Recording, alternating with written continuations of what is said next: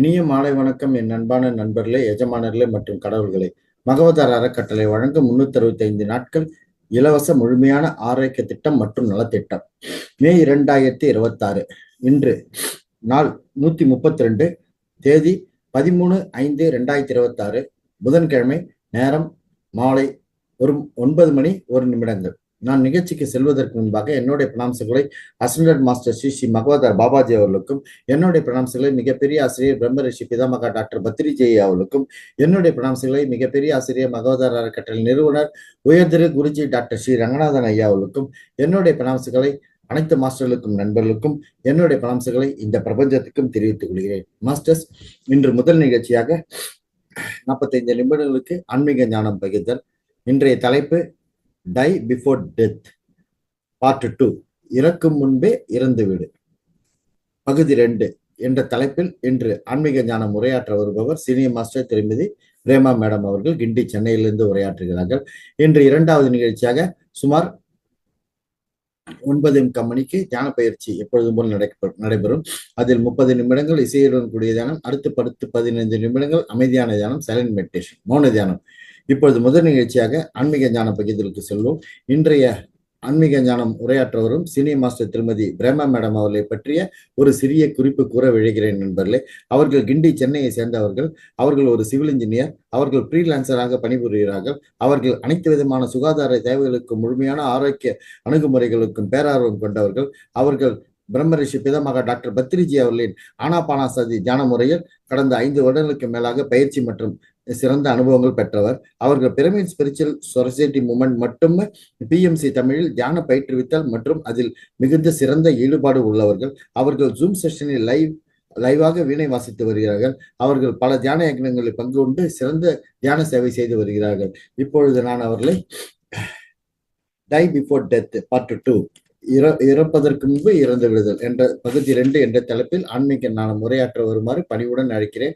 மாலை வணக்கம் madam. Good evening madam. Over to you madam. Thank you madam.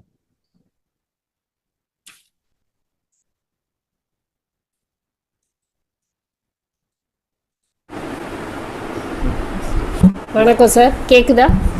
S madam, please ப்ரொசீடுங்க.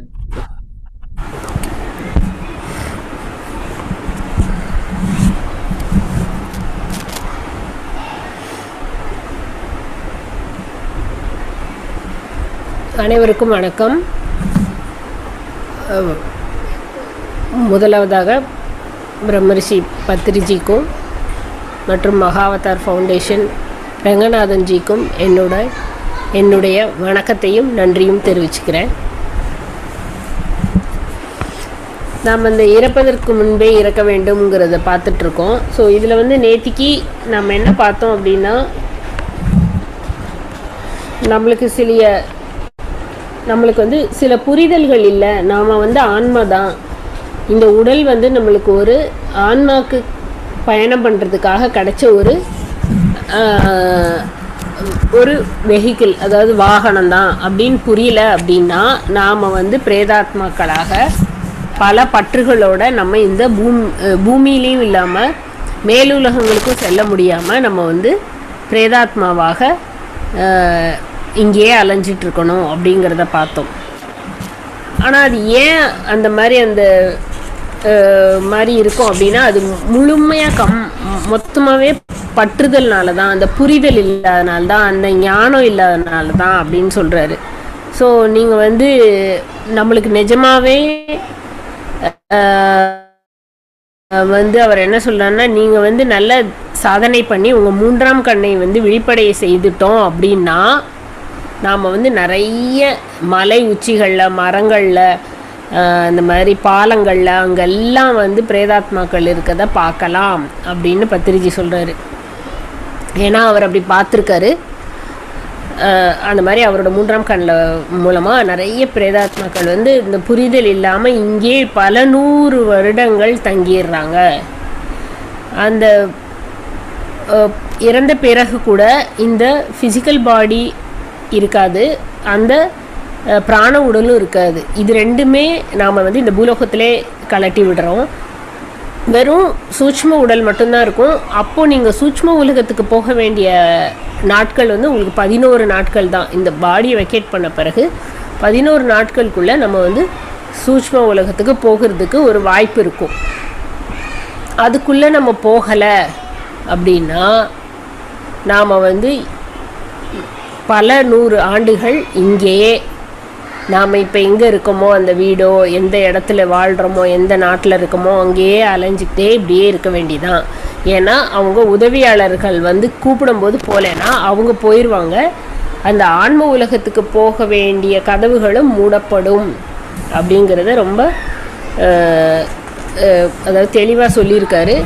இதை நம்ம வந்து நல்லா புரிஞ்சுக்கணும். இன்னொன்று நம்ம மனசில் நிறுத்த வேண்டிய, இந்த நேற்று வரைக்கும் பார்த்ததில் நிறுத்த வேண்டிய என்னன்னா, இது எல்லாமே நிரந்தரம் இல்லை, இது எல்லாமே தற்காலிகமானது தான். எந்த ஒரு பொருளுமே நம்மளோட சொந்தம் இல்லை. நம்ம ஆன்மாவுக்கு சொந்தமானது 7 உடல்கள் தான். அதில் 2 உடலை யூஸ் பண்ணி நாம் இந்த பூலோகத்தில் வந்து பல அனுபவங்களை பெற்று பல கர்மச்சங்கிலிலேருந்து வெளியில் வந்து ஆன்மாவை வெளிப்படைய செய்து முக்தி நிலைக்கு செல்றதுக்காகவே நாம் இங்கே வரோம். ஸோ அதனால் அதை வந்து நம்ம ரொம்ப ஒவ்வொரு நொடியும் ஞாபகம் வச்சுக்கிட்டே இருக்கதான் நம்மளுக்கு வந்து மரணத்துக்கு பின்னாடி கூட ரொம்ப மகிழ்ச்சியாக ரொம்ப ஒரு விடுதலை கிடைச்ச மாதிரி ஒரு உணர்வு இருக்கும். இப்போ யாரெல்லாம் வந்து இந்த மாதிரி பிரேதாத்மக்களாக நம்ம இங்கே தங்கிவிடாமல் இருக்கிறதுக்காக முதல்ல என்ன சொல்கிறாரு அப்படின்னா, அதில் ஒரு 7 விஷயம் சொல்கிறாரு. நித்யஸ்ரீ ஜன்னலை மூடிடு. நித்யஸ்ரீ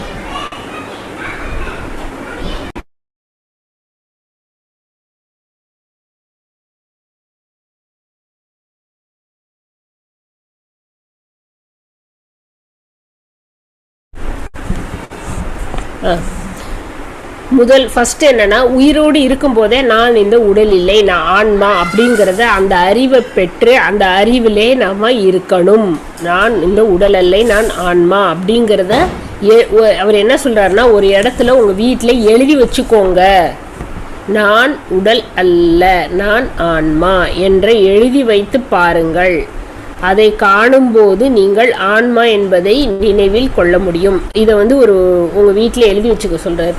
ஸோ இதை பார்க்க என்ன ஆகும்னா, நம்மளுக்கு ஏதோ ஒரு பிரச்சனை வரலைன்னா கூட நம்ம எப்படி இருப்போம்னா, ஒன்று பழசை நினச்சிக்கிட்டு வேதனைப்பட்டுக்கிட்டே இருக்கிறது, இல்லைன்னா எதிர்காலத்தை நினச்சி கவலைப்பட்டுக்கிட்டே இருக்கிறது. இது 2 தான் நம்ம செஞ்சுக்கிட்டே இருக்கோம். இது 2மே செய்யாமல் இந்த நிகழ்காலத்தில் என்னெல்லாம் அனுபவிக்கணுமோ, என்னெல்லாம் அதாவது எப்படி சொல்லணும்னா, ஒரு வேலையை எப்படி முழுமையாக ஒரு பர்ஃபெக்டாக செய்ய முடியுமோ அப்படி செஞ்சு நம்ம திருப்தி அடையும் போது தான் நாம் வந்து இந்த கர்மச்சங்கிலிருந்து வெளியிலையும் வர முடியும். திருப்பி பிறப்புகள்லாம் இல்லாமல் இருக்கும். ஸோ அதனால் நான் இது வந்து ரொம்ப எழுதியே வைக்க சொல்கிறார். அப்படியே எழுதியிருக்கேன். நான் உடல் அல்ல, நான் ஆன்மா என்று எழுதி வைத்து பாருங்கள். அதை காணும்போது நீங்கள் ஆன்மா என்பது நினைவில் வரும். அப்புறம் வந்து 2வது வந்து இறப்பதற்கு முன்னே இறக்க வேண்டும் என்றால் இறந்த பிறகு என்னெல்லாம் நடக்கும் அப்படிங்கிற அறிவையும் தெரிஞ்சுக்கணும். இப்போ நம்ம அதை தான் தெரிஞ்சுக்கிட்டு இருக்கோம். அதை அறிந்து கொண்டால் மட்டும்தான் நம்மளால் வந்து ஒரு பதட்டம் இல்லாமல், கவலை இல்லாமல், பற்று இல்லாமல் நம்மளால் ஃப்ரீயாக, அதாவது ஒரு சந்தோஷமாக மேலுலகங்களுக்கு போக முடியும். ஏன்னா நம்ம அங்கேருந்து தான் வந்திருக்கோம். அதையும் நல்லா புரிஞ்சுக்கணும். நாம் அங்கேருந்து தான் இந்த உடலை எடுத்து வந்திருக்கிறோம். எங்கேருந்து வந்தோமோ அங்கே தான் போகிறோம். எங்கேருந்து வந்தோமோ அங்கே போகிறதுக்கே நம்மளுக்கு வந்து தயக்கம் இருக்குன்னா, அப்போ எவ்வளோ மாயையிலையும் எவ்வளோ இந்த அஞ்ஞானத்துலேயும் இருக்கும் அப்படின்னு நம்ம புரிஞ்சுக்கணும். அப்புறம் வந்து 3வது என்ன தெரிஞ்சுக்கணும் அப்படின்னா, இறப்புங்கிறது ஒரு இயல்பு தான். எல்லாரும் பிறந்த எல்லாரும் இறக்குறாங்க.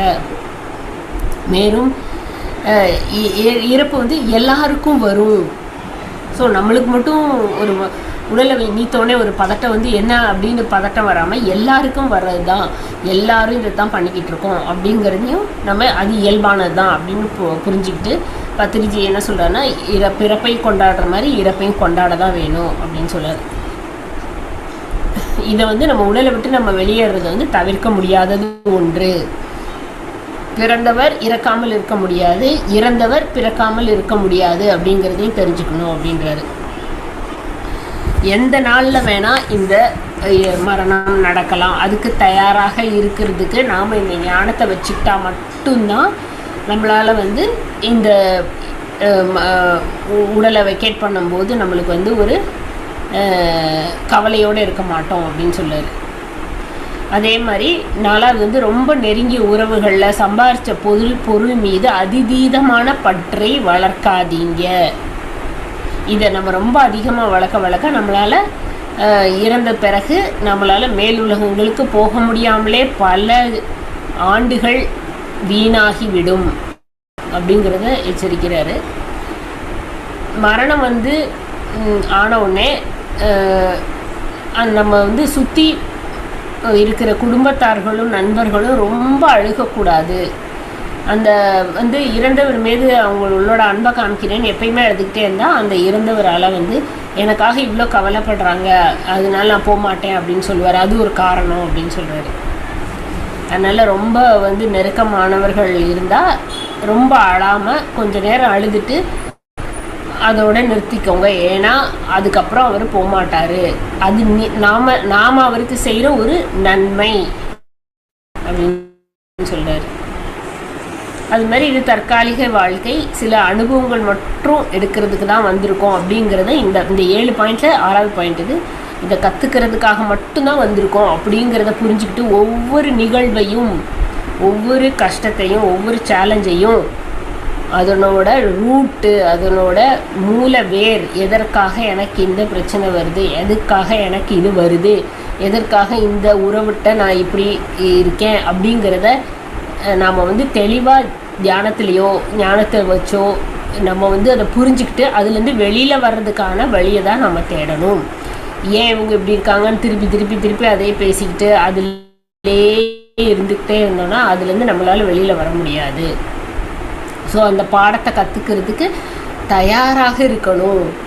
அது வந்து நம்மளுக்கு இண்டிகேட் பண்ணுது அப்படின்னா அந்த பாடத்தில் என்ன கற்றுக்கணுமோ, பொறுமை, வந்து நேர்மை, இதெல்லாம் கற்றுக்க வந்திருக்கோம் அப்படின்னா அந்த இடத்துல பொறுமையாக இருக்கணும். அப்படின்னா இப்போ எவ்வளோ இது இருந்தாலும் பொறுமையாக இருந்து அதுலேருந்து வெளியில் வர்றதுக்கான வழியை தான் நம்ம பார்க்கணும். இதுக்கு எல்லாத்துக்கும் நம்மளுக்கு வந்து தியானம், ஞானம் ரொம்பவே கைகூடும். அது இல்லைன்னா நம்மளால் அவ்வளோ ஈஸியாக அந்த பாடங்களை கற்றுக்க முடியாது.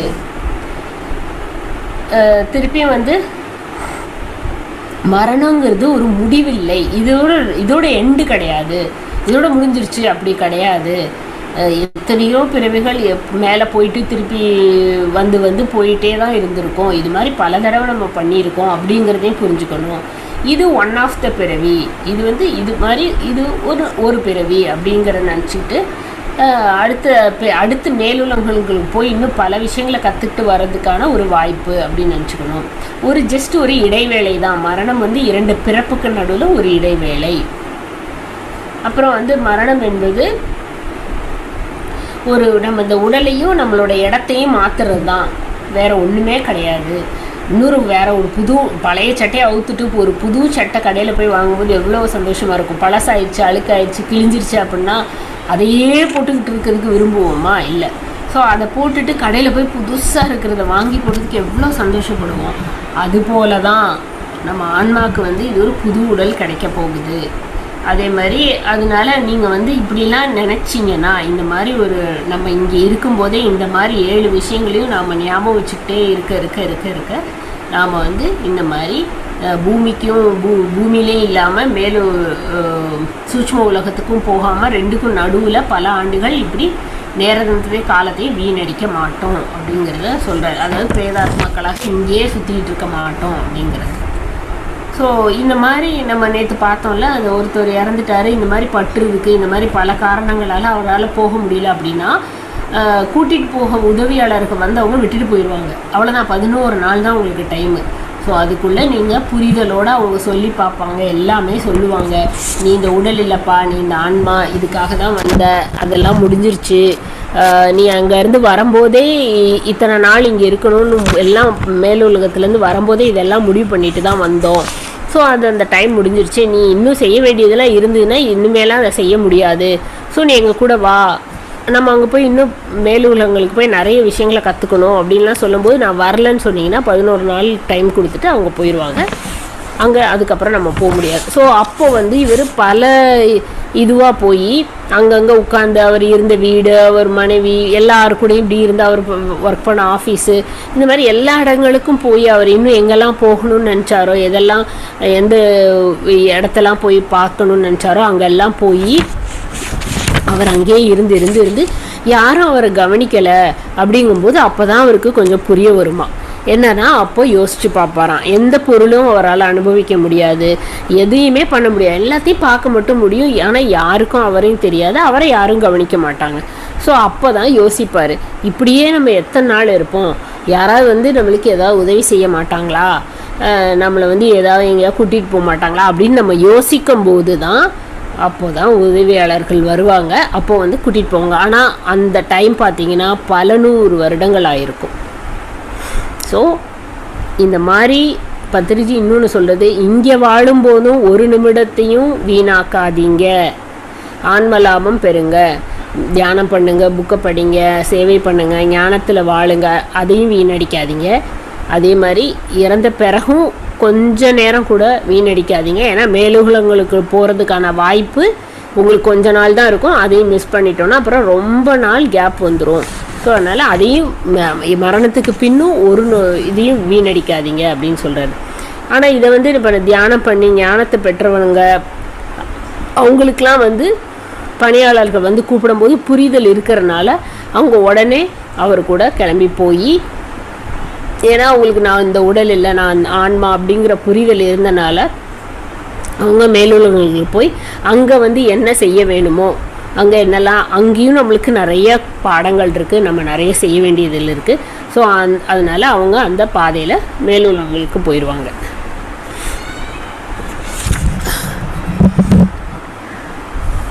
ஸோ இன்னும் இப்படி போயிட்டுருக்கு. இப்போ இங்கே ஒரு விஷயத்தை நம்ம என்ன தெரிஞ்சுக்கணும் அப்படின்னா, நாம் வந்து நிறைய பாவங்கள் செய்து இப்போ உயிரை விடுறோம் அப்படின்னா அந்த உதவியாளர்கள் வந்து நம்மளை கூட்டிகிட்டு வர்றாங்கள, அவங்களாம் வந்து பித்ரு தேவதைகள் தான் வருவாங்க. அதாவது நம்மளோட முன்னோர்களாக இருக்கிற அவங்க தான் வந்து கூட்டிகிட்டு போவாங்க. அந்த அவரை வந்து கீழுலகங்களுக்கு தான் அழைத்து செல்ல முடியும். ஏன்னா நிறைய பாவங்கள் செஞ்சனால அங்கே தான் போக முடியும். ஆனால் தியானம் செய்து சேவைகள் செய்து ஞானத்தை பெற்று நம்ம பல சேவைகளை செஞ்சு கொண்டு இருந்தோன்னா, நற்பணிகள் செஞ்சோன்னா, அது நம்ம வந்து நம்ம இறந்த பிறகு நம்மளை அழைத்து செல்றதுக்கு வந்து யோகிகள் உயர்ந்த உலகத்திலிருந்து உதவியாளர்கள் வந்து மேலுலகங்களுக்கு எடுத்து கூட்டிகிட்டு போவாங்க. அதனால் காலையில் மட்டும் கொஞ்ச நேரம் பண்ணுறேன்னு பண்ணாமல் என்ன சொல்கிறேன்னா, தினமும் காலைதோறும் தியானம் செய்வது மட்டும் போதாது, மாலை நேரத்துலையும் தியானம் செய்யணும். ஒரு நாளைக்கு காலையில் 2 மணி நேரம், சாயங்காலம் 2 மணி நேரம் பண்ணுங்க அப்படிங்கிறாரு. இப்போ நம்ம வந்து மேலுலகங்களுக்கு போக விரும்பினோம் அப்படின்னா நம்ம வந்து நீங்களே வந்து தியானத்தில் பார்த்துருப்பீங்க, ரொம்ப நேரம் நம்ம நல்ல டீப்பாக தியானத்தில் இருக்கோம், எண்ணங்கள் அற்ற நிலையில் இருக்கோம்னா கொஞ்ச நேரம் இருட்டாகவே இருக்கும், ஒரு டனலுக்குள்ளே போகிற மாதிரி இருக்கும், திடீர்னு ஒரு ஃப்ளாஷ் லைட் வந்த மாதிரி இருக்கும். அப்போனா என்னென்னா, நம்மளோட எனர்ஜி ஹை ஆகும்போது எந்த உலகத்துக்கு போக முடியுதோ அந்த உலகத்துக்கு அந்த டனலை விட்டு வெளியில் வந்து நம்ம அந்த இருட்டை விட்டு வெளியில் வந்து அந்த உலகங்களுக்கு என்டர் ஆகிறதுக்காக நம்ம போகிறோம். ஸோ அதுதான் அந்த இண்டிகேஷன். அது மாதிரி தான் இருக்கும் ஃபஸ்ட்டு நம்ம உலகங்களுக்கு போகும்போது அப்படின்னு சொல்கிறார். இப்போ வந்து நாம் என்ன நினச்சிட்டு இருக்கோம்னா, இந்த பூலோகம் மட்டும்தான் இருக்குது, இந்த பூலோகங்கிறது பூமி மட்டும்தான், அப்படி கிடையாது. பூலோகங்கிற வார்த்தையில் வந்து வெறும் பூமி மட்டும் கிடையாது. அது மாதிரி பூமி மாதிரி இன்னும் பல உலகங்கள் இருக்குது, பூலோகம் மாதிரியே பல உலகங்கள் இருக்குது, கோடிக்கணக்கான இருக்குது, சூரியன் சந்திரன் நட்சத்திரங்கள் எல்லாமே நிறைய இருக்குது. நாம் இங்கே இருக்கிற இது ஒன்று தான் நினச்சிட்ருக்கோம், ஆனால் அது அப்படி கிடையாது அப்படின்னு சொல்கிறாரு. அதனால பூலோகத்திற்கு அப்புறம் வந்து இப்போ வரிசையாக ஒவ்வொரு லோகங்களாக பார்ப்போம். ஏன்னா இந்த லோகங்களையும் தெரிஞ்சுக்கிட்டு நம்ம 7 உடல்களையும் தெரிஞ்சாதான் நாம் வந்து எங்கே போகிறோம், எப்படி போகணும், எப்போ ஹையர் வேர்ல்ட்ஸ்க்கு எப்படி போக முடியும், அதுக்கு என்னெல்லாம் நம்ம பண்ணணும்னு தெரியும். ஸோ முதல்ல பூலோகம் நம்ம இங்கே இருக்கோம். அடுத்தது வந்து புவர் லோகம்.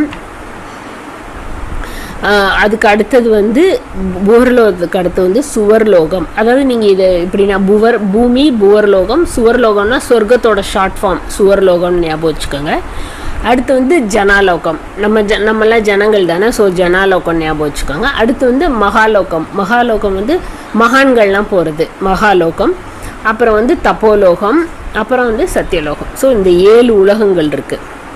ஸோ பாவங்கள் நிறைய மற்றவங்கள துன்பப்படுத்தினாலே நிறைய வந்து இந்த அசைவ உணவுகள்லாம் சாப்பிட்டு அந்த ஞானம் இல்லாமல் பல உயிர்களுக்கு துன்பம் கொடுத்து நிறைய பாவங்களை செஞ்சவங்க வந்து பூர்லோகத்துக்கு தான் போக முடியும். அங்கே தங்கி விடுவாங்க. ஏன்னா அவங்களோட அந்த எனர்ஜி வைப்ரேஷன் அவ்வளோதான் இருக்கும், அங்கே தங்கி விடுவாங்க. அதே மாதிரி கொஞ்சம் புண்ணியங்கள் செஞ்சு கொஞ்சம் ஞானம் பெற்று புண்ணியங்கள் செஞ்சவங்கன்னா சுவர்லோகத்துக்கு போவாங்க. அப்புறம் வந்து எந்தவித எதிர்பார்ப்பும் இல்லாமல் ஒரு நற்பணி செய்கிறாங்க அப்படின்னா அவங்கெல்லாம் மகாலோகத்துக்கு போவாங்க. இப்போ வந்து நம்மளுக்கு ஆசை எதுவும் இல்லை, எந்த சஞ்சலமும் இல்லை, நம்ம வந்து தியானம்லாம் பண்ணுறோம் அப்படின்னா அவங்கெல்லாம் வந்து தப்போலோகத்துக்கு போவாங்க. அப்புறம் வந்து பத்திரிஜியை பின்பற்றி நம்ம பூமியில் வந்து நம்மளை சுய ஆய்வு செஞ்சு நம்ம வந்து ஞானத்தை போதிச்சு மற்றவங்களுக்கும் நம்மளும் அந்த ஞானத்தில் வாழ்ந்து மற்றவங்களுக்கும் அந்த ஞானத்தை போதித்தோம் அப்படின்னா நாம் வந்து சத்தியலோகத்துக்கு போவோம். ஸோ இந்த மாதிரி சத்தியலோகத்தை அடையணும் அப்படின்னா, ஏன்னா சத்தியலோகத்துக்கு போனால் மட்டும்தான் திருப்பி ஜனலோகத்தை தாண்டினா மட்டும்தான் நம்ம திருப்பி பூமிக்கு வர முடியும், வர வேண்டியதில்லை. நீங்கள் ஜனலோகத்தை தாண்டாமல் புவர்லோகமும் சுவர்லோகமும் போயிட்டு ஜனலோகத்துலேருந்து திருப்பி இங்கே பூமிக்கு வந்து போயிட்டே இருக்கோம். இப்படி தான் பல ஜென்மங்கள் நடந்துகிட்ருக்கு. ஆனால் இப்போ நம்ம தியானம் பண்ணி சேவை செஞ்சு அந்த எந்த ஒரு ஆசையும் இல்லாமல் எந்த ஒரு சஞ்சலமும் இல்லாமல் நம்ம இமோஷனலாக நாம் வந்து இந்த ஒவ்வொரு வாழ்க்கையை நடத்தும்போது நம்ம வந்து கண்டிப்பாக ஜனலோகத்தை தாண்டிடலாம். தப்போலோகம் போகிறதுக்கான வாய்ப்பு நம்மளுக்கு நிறையவே இருக்குது. ஸோ இந்த மாதிரி நம்ம சத்தியலோகத்தை அடையணும் அப்படின்னா அவர் சொல்கிறது என்னென்னா, மூச்சில் கவனம், தியானம் செய்ய வேண்டும், ஞானம் உள்ள புத்தகங்களை படிக்க வேண்டும், ஞானத்தை போதிப்பவர்கள் கூட சேர்ந்தே இருக்கணும், அது ஒரு சஜ்ஜன சங்கத்தியம், அவங்க கூட இருக்கணும், அவங்க கூட நிறைய ஃப்ரெண்ட்ஷிப் வச்சுட்டு அவங்க மூலமாக நம்ம நிறைய ஞானத்தை எடுக்கணும். அப்புறம் ஞான பாதையில் வந்து நிறைய சேவைகள் செய்ய வேணும். இதுதான் இந்த 4 ஸ்டெப்பை வந்து நம்ம சின்சியராக ஃபாலோ பண்ண கண்டிப்பாக நம்ம வந்து தப்போலோகம் சத்தியலோகமாக அடைய முடியும். ஸோ இப்போ வந்து நம்ம இது வரைக்கும் பாவம் செஞ்சவங்களாம் எங்கே போகிறாங்க இதெல்லாம் பார்த்தோம்ல. ஸோ ஆனால் வந்து நம்மளுக்கு 7 உடல்கள் இருக்குல்ல, அப்போ அதை பற்றியும் நம்ம கொஞ்சம் தெரிஞ்சுக்கிட்டா தான் நாம் வந்து எந்த உடலை வச்சு எங்கே போக முடியும் அப்படின்னு தெரிஞ்சுக்க முடியும். அந்த மாதிரி 7 உடல் இருக்குது நம்மளுக்கு. அதில் வந்து பௌதிக உடல், இப்போ நம்ம கண்ணில் பார்க்குறது பிராண உடல், அதுதான் நம்ம வந்து தியானம் பண்ணும்போது நம்மளுக்கு எனர்ஜின்னு ஃபீல் பண்ணுறோம்ல. அப்படியே கையை விரிக்க முடியல, காலை விரிக்க முடியல, இல்லைல்ல சில நேரம் கை 2 ஒட்டி இருக்கும் ஆனால் ஒட்டாத மாதிரி, 2 ஒட்டாத மாதிரி ஒரு ஃபீலிங் இருக்கும். தரையில் உட்காந்துருப்போம் ஆனால் உட்காராத மாதிரி இருக்கும், இல்லைனா வந்து அப்படியே கட்டி போட்ட மாதிரி அப்படியே இருப்போம். ஸோ இதெல்லாம் எனர்ஜி உடம்பு, எத்ரிக் பாடி, அதான் பிராண உடல். அப்புறம் வந்து சூட்ச்ம உடல் இருக்குது, அதுதான் வந்து ஆஸ்ட்ரல் பாடி. அதுக்கப்புறம் காரண உடல் இருக்குது, அதுக்கப்புறம் மகா காரண உடல் இருக்குது, அதுக்கப்புறம் விஸ்வமய உடல் இருக்குது, அதுக்கப்புறம் நிர்வாண உடல் இருக்குது. ஸோ இந்த படைப்பில் வந்து பூலோகம், புவர்லோகம், சுவர்லோகம், ஜனாலோகம், மகாலோகம், தப்போலோகம், சத்தியலோகம் இருக்கிற மாதிரி நம்மளுக்கு வந்து 7 உடல்களும் இருக்குது. ஸோ நாம் வந்து பௌதீக உடலும் பிராணமய உடலும் நாம் இந்த பூமியில் விட்டுட்டு போயிடுவோம்.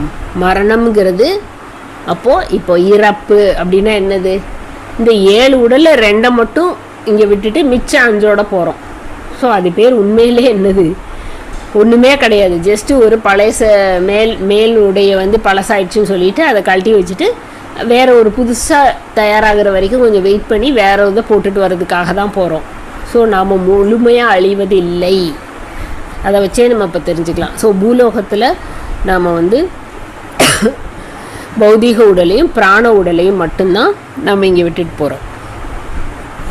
அதே மாதிரி சூட்ச்ம உடலை வந்து மனோன்மய புவர்லோகத்தில் இல்லைன்னா சுவர்லோகத்தில் அது என்ன நம்ம பண்ணியிருக்கோமோ, எந்த ஒரு கர்மா வச்சுருக்கோமோ, எந்த ஒரு இது வச்சுருக்கோமோ அதை பொறுத்து தான் நம்ம வந்து பூர்லோகத்துலையா சுவர்லோகத்துக்கு போகிறோமா. கொஞ்ச காலம் அங்கேருந்து அதுக்கு என்னெல்லாம் நம்ம வந்து அந்த கர்மாவை எப்படி தீக்கணுமோ அங்கேருந்து தீர்த்துட்டு அந்த சூட்ச்ம உடலையும் கலட்டிட்டு அடுத்து காரண உடலுக்கு போவோம். காரண உடலோட தான் நீங்கள் ஜனலோகம் போக முடியும். அங்கே போய் தான் காரணம் என்னென்னா அடுத்த பிறப்புக்கான காரணம் அங்கே தான் இருக்குது. அடுத்து எங்கே பிறக்கணும், என்ன கர்மாவை எடுத்துகிட்டு வந்து பிறக்கணும், நிறைய பாவம் செஞ்சுருக்கோமா, அங்கே தான் அனாலிசிஸ் நடக்கும். அதாவது நாம் பண்ண பாவ புண்ணியங்களுக்கு ஏற்ப பூர்லோகத்துலேயும் சுவர்லோகத்துலேயும் கொஞ்ச நாள் கழிச்சுட்டு ஜனலோகத்துக்கு போயிட்டு அங்கே வந்து இன்னும் இவ்வளோலாம் இருக்குப்பா, நீ இவ்வளோலாம் செஞ்சுருக்க, போன ஜென்மத்தில் நீ எடுத்துகிட்டு போயிட்டு அதெல்லாம் செய்ய முடியலை, நீ இன்னும் பாதி செய்யாமலே வந்திருக்க, ஸோ இன்னும் இவ்வளோ இருக்குது, ஸோ இந்த கர்மாவை நீ கழிக்கணும் அப்படிங்கிற அங்கே வந்து உதவியாளர்களோட நம்மளோட ஆகாஷிக் ரெக்கார்டு அப்படிங்கிற அந்த இதை வந்து நம்ம ஒன்றா பார்த்து அங்கே வந்து அடுத்து திருப்பி ஒரு பிறவி எடுக்கிறதுக்கு தேவையான எல்லாத்தையும் அங்கே ப்ரிப்பரேஷன் நடந்துகிட்ருக்கோம். அது வந்து ஜனலோகம். அதான் காரண உடல். அந்த காரணம் எதற்காக இந்த பிறவி எடுக்கணுங்கிற காரணம் அங்கே தான் இருக்குது. ஸோ அதுதான் ஜனலோகத்துலேருந்து காரண உடலோடு தான் அங்கே போவோம். அப்புறம் 5வது வந்து மகா காரண உடலுடன் அடுத்தது இப்போ நீங்கள் வந்து ஜனலோகத்தை தாண்டுறோம் அப்படின்னா தான் நீங்கள் ஜனலோக காரண உடலை விட்டுட்டு நீங்கள் மகாலோகமே போக முடியும். ஆனால் இத்தனை ஜென்மமாக நம்ம நிறைய என்ன பண்ணியிருக்கோம்னா ஜனலோகத்துக்கு போயிட்டு காரண உடலோட திருப்பி அந்த காரணத்தை எடுத்துகிட்டு பூமிக்கு வருவோம். எந்த காரணம் என்ன செய்யலையோ அதை மிச்சத்தை செய்கிறதுக்காக. இப்படி பூலோகத்துலேருந்து பூர்லோகம், சுவர்லோகம், ஜனலோகம், திருப்பி பூலோகம், பூர்லோகம், சுவர்லோகம், ஜனலோகம், இப்படி போயிட்டு வந்துகிட்டே இருந்திருக்கோம். இதை தாண்டுறது தான் இப்போது ஃபஸ்ட்டு நாம் செய்ய வேண்டிய வேலை. ஸோ அப்போ வந்து மகா காரண உடலோட தான் நம்ம மகாலோகத்துக்கு போக முடியும். யார் மகா காரண உடல்னா அதை தான் அப்பயே பார்த்தோமே, என்னது எந்தவித எதிர்பார்ப்பும் இல்லாமல் நற்பணி செய்பவங்க. அவங்கெல்லாம் மகாத்மா காந்தி, அன்னை தெரசா, இந்த மாதிரி நிறைய பேர் வந்து எந்தவித எதிர்பார்ப்பும் இல்லாமல் அன்பே வடிவாக இருந்து அவங்க அந்த பிறவியை அதுக்காகவே செலவழிச்சிட்டு போனவங்க. அவங்க எல்லாம் மகாலோகத்தில் இருப்பாங்க இப்போது. அப்புறம் வந்து அறவழியில் உயர் சாதனை செய்கிறவங்க எல்லாருமே விஸ்வமய உடலுடன் தப்போலோகத்துக்கு போவாங்க. 7வது வந்து நிர்வாண உடலோட சத்தியலோகத்துக்கு போக முடியும். ஸோ இந்த முக்கியமான இதை வந்து நம்ம எப்பயுமே முக்கியமானதை வந்து நம்ம எப்பயுமே நினச்சிக்கணும். நாம் வந்து இவ்வளோ நாளாக பிறந்து இந்த தியானத்துக்கு வர்றதுக்கு முன்னாடி, இந்த ஞானத்தை கேட்குறதுக்கு முன்னாடி வரைக்கும் நம்ம என்ன பண்ணிக்கிட்டு இருந்திருக்கோம்? உடம்பு, சாப்பிடணும், தூங்கணும், ட்ரெஸ் பண்ணணும், இதை பண்ணணும், காரம் வாங்கணும், இப்படியே யோசிச்சுக்கிட்டே பல காலம் ஓடிடுச்சு. ஆனால் அட்லீஸ்ட் இப்போது நம்ம பத்திரிஜி மூலமாக இந்த ஞானத்தை, இவ்வளோ உயர் ஞானத்தை நம்ம பெறும்போது அதை திருப்பி மனசில் வைக்க நம்மளுக்கு வந்து இந்த நினைவுகள் வர தியானமும் அதிகமாக நம்மளால் பண்ண முடியும். நாம் வந்து அந்த சேவை மனப்பான்மைக்கு ஈஸியாக போக முடியும். இது எல்லாமே நம்ம வந்து இந்த ஞானம் பெற்ற பிறகு நம்மளால் செய்ய முடியும். இப்போ வந்து ஒன்று தெரிஞ்சுக்கணும். ஜனலோகம் வந்து நடுவில் இருக்குன்னா கீழே 3 உலகங்களும் மேலே 3 உலகங்களும் இருக்குது. ஸோ அதாவது ஜனலோகத்துக்கு கீழே வந்து பூலோகம், பூர்லோகம், சுவர்லோகம், அப்புறம் ஜனலோகம், அதுக்கப்புறம் மேலே வந்து மகாலோகம், தப்போலோகம், சத்தியலோகம், இப்படி 3 இருக்குது. இது நடுவில் இருக்குது. இப்போ வந்து பூலோகத்தில் இருக்க ஆன்மா வந்து மரணம் அடைஞ்சோன்னா முதல் நாள் இறந்த உடனேயே அது வந்து இந்த ஃபிசிக்கல் பாடியை விட்டுரும். ஏன்னா அதுதானே மரணம்ங்கிறதே இந்த ஃபிசிக்கல் பாடியில் அந்த உயிரோ அந்த சில்வர் கார்டோ அது மேலேருந்து வர பிரபஞ்ச எத்திரிக் அந்த சக்தி வந்து கட் ஆனவுடனே முதல்ல இந்த பௌதீக உடலை விட்டுரும். அதுக்கப்புறம் 3 நாள் கழித்து அந்த எத்திரிக் பாடியும் அழிஞ்சிரும். அதாவது அந்த எனர்ஜி பாடியும் அழிஞ்சிரும். இது வந்து 3 நாளில் நடக்குது. அதாவது பிராண உடல், எத்திரிக் பாடி வந்து 3 நாட்களில் அழிஞ்சிரும். அதன் பிறகு அந்த சூட்ச்ம உடலோட தான் அது வந்து பூர்லோகமோ சுவர்லோகமோ போக முடியும். இது வந்து நம்ம ஆல்ரெடி நம்ம வந்து ஆன்மாவின் பயணம் புக்கு படிச்சிங்கன்னா, இப்போ இந்த நான் ஆரம்ப போது சொன்னதுமே ஆன்மாவின் பயணம் புக்கை படிச்சுட்டு இதையும் படிச்சுட்டு யோக பரம்பரையும் படிச்சிங்கன்னா நம்மளுக்கு நல்லா புரிஞ்சிடும். இந்த 7 பாடி இங்கே படிச்சிருக்கோம். அங்கே வந்து அவங்க சூட்சும உடலை வச்சு தான் எல்லா உலகங்களுக்கும் சூட்சும பயணம் பண்ணிக்கிட்டே இருப்பாங்க. ஸோ அப்போ தான் நம்மளுக்கு அதை படிக்கும்போது ஒரு கொஞ்சம் ஞானம் வரும்போது இதை படிக்கும்போது இன்னும் தெளிவாயிரும் நம்மளுக்கு இந்த புக்கை படிக்கும்போது. ஸோ நம்ம வந்து சூட்சும உடலோட பூவர்லோகமோ சுவர்லோகமோ கொஞ்சம் காலம் கழிக்கணும் நம்ம. அதற்கு அப்புறம் வந்து அதற்கு ஏற்ற மாதிரி நம்ம என்னென்ன செயல்கள்லாம் இங்கே செஞ்சுருக்கோமோ அதன் தகுதியின் அடிப்படையில் தான் நம்மளுக்கு வந்து பூவர்லோகமோ சுவர்லோகமோ போகும். ஒரே நிறைய பாவங்களே செஞ்சுருக்காங்க அப்படின்னா நம்ம வந்து பூவர்லோகத்திலே இருந்துட்டு அப்புறம் ஜனலோகத்துக்கு போகணும். இல்லை கொஞ்சம் பாவம் புண்ணியமும் செஞ்சுருக்காங்க அப்படின்னா கொஞ்ச நாள் பூவர்லோகத்துலேயும் கொஞ்ச நாள் சுவர்லோகத்துலேயும் இருந்துட்டு திருப்பி ஜனலோகத்துக்கு போய் அங்கே திருப்பி அடுத்த பிறவி எடுக்கிறதுக்கான எல்லா தயாரும் அதுக்கான தயார் நிலையில் நம்ம இருப்போம். நம்ம இப்போ வந்து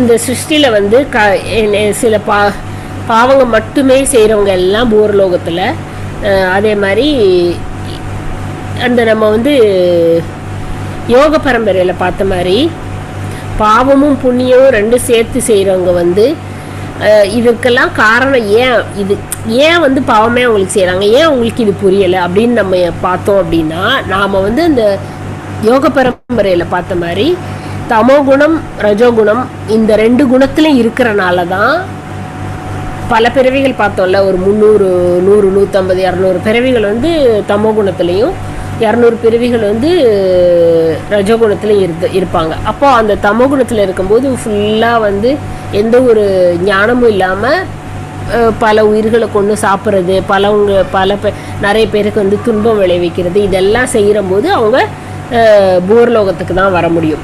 அதே மாதிரி ரஜோகுணம் வரும்போது நம்ம கொஞ்சம் யோசிக்க ஆரம்பித்து சரி நல்லதை மட்டும் செய்வோம், கெட்டது செய்யலைனாலும் பரவாயில்ல நல்லதையாக செய்வோம் அப்படிங்கிற குணம் வரும்போது ரஜோகுணம். ஸோ இப்போ இந்த குணமும் நம்ம எங்கே போக போகிற உலகமும் எல்லாம் கனெக்ட் ஆகிருக்கு பாருங்கள். ஸோ அந்த புக்கையும் படிக்கணும், இதையும் படிக்கணும், அதையும் ஆன்மாவின் பயணமும் படிச்சுக்கிட்டிங்கன்னா உங்களுக்கு நல்ல ஒரு புரிதல் வந்து நம்மளுக்கு ஆழமாக மனதில் பதிய தான் நம்மளால் இதில் இந்த மாதிரி நான் உடல் அல்ல நான் ஆன்மாங்கிற ஒரு நிலைக்கு நம்மளால் ஈஸியாக வர முடியும். ஸோ இதை தாண்டி நம்ம அதில் பார்த்தோம்னா சாத்விக குணம்னு ஒன்று இருக்குது. இதை தாண்டி நம்ம சாத்விக குணத்தை அடையும் போது பாவங்களை தவிர்த்துட்டு வெறும் புண்ணியத்தை மட்டும் செய்வாங்க. அதனால் வந்து இப்போ தியானம் செய்யும்போது என்னென்னா சாத்விக குணத்துக்கு கொஞ்சம் சுத்தமாக வந்து அதை வந்து மனசு சுத்தம் பண்ணி அந்த சாத்விக குணத்திலேருந்து தியானத்து மூலமாக ஒரு நிலையை அடைய முடியும் நம்மளால்.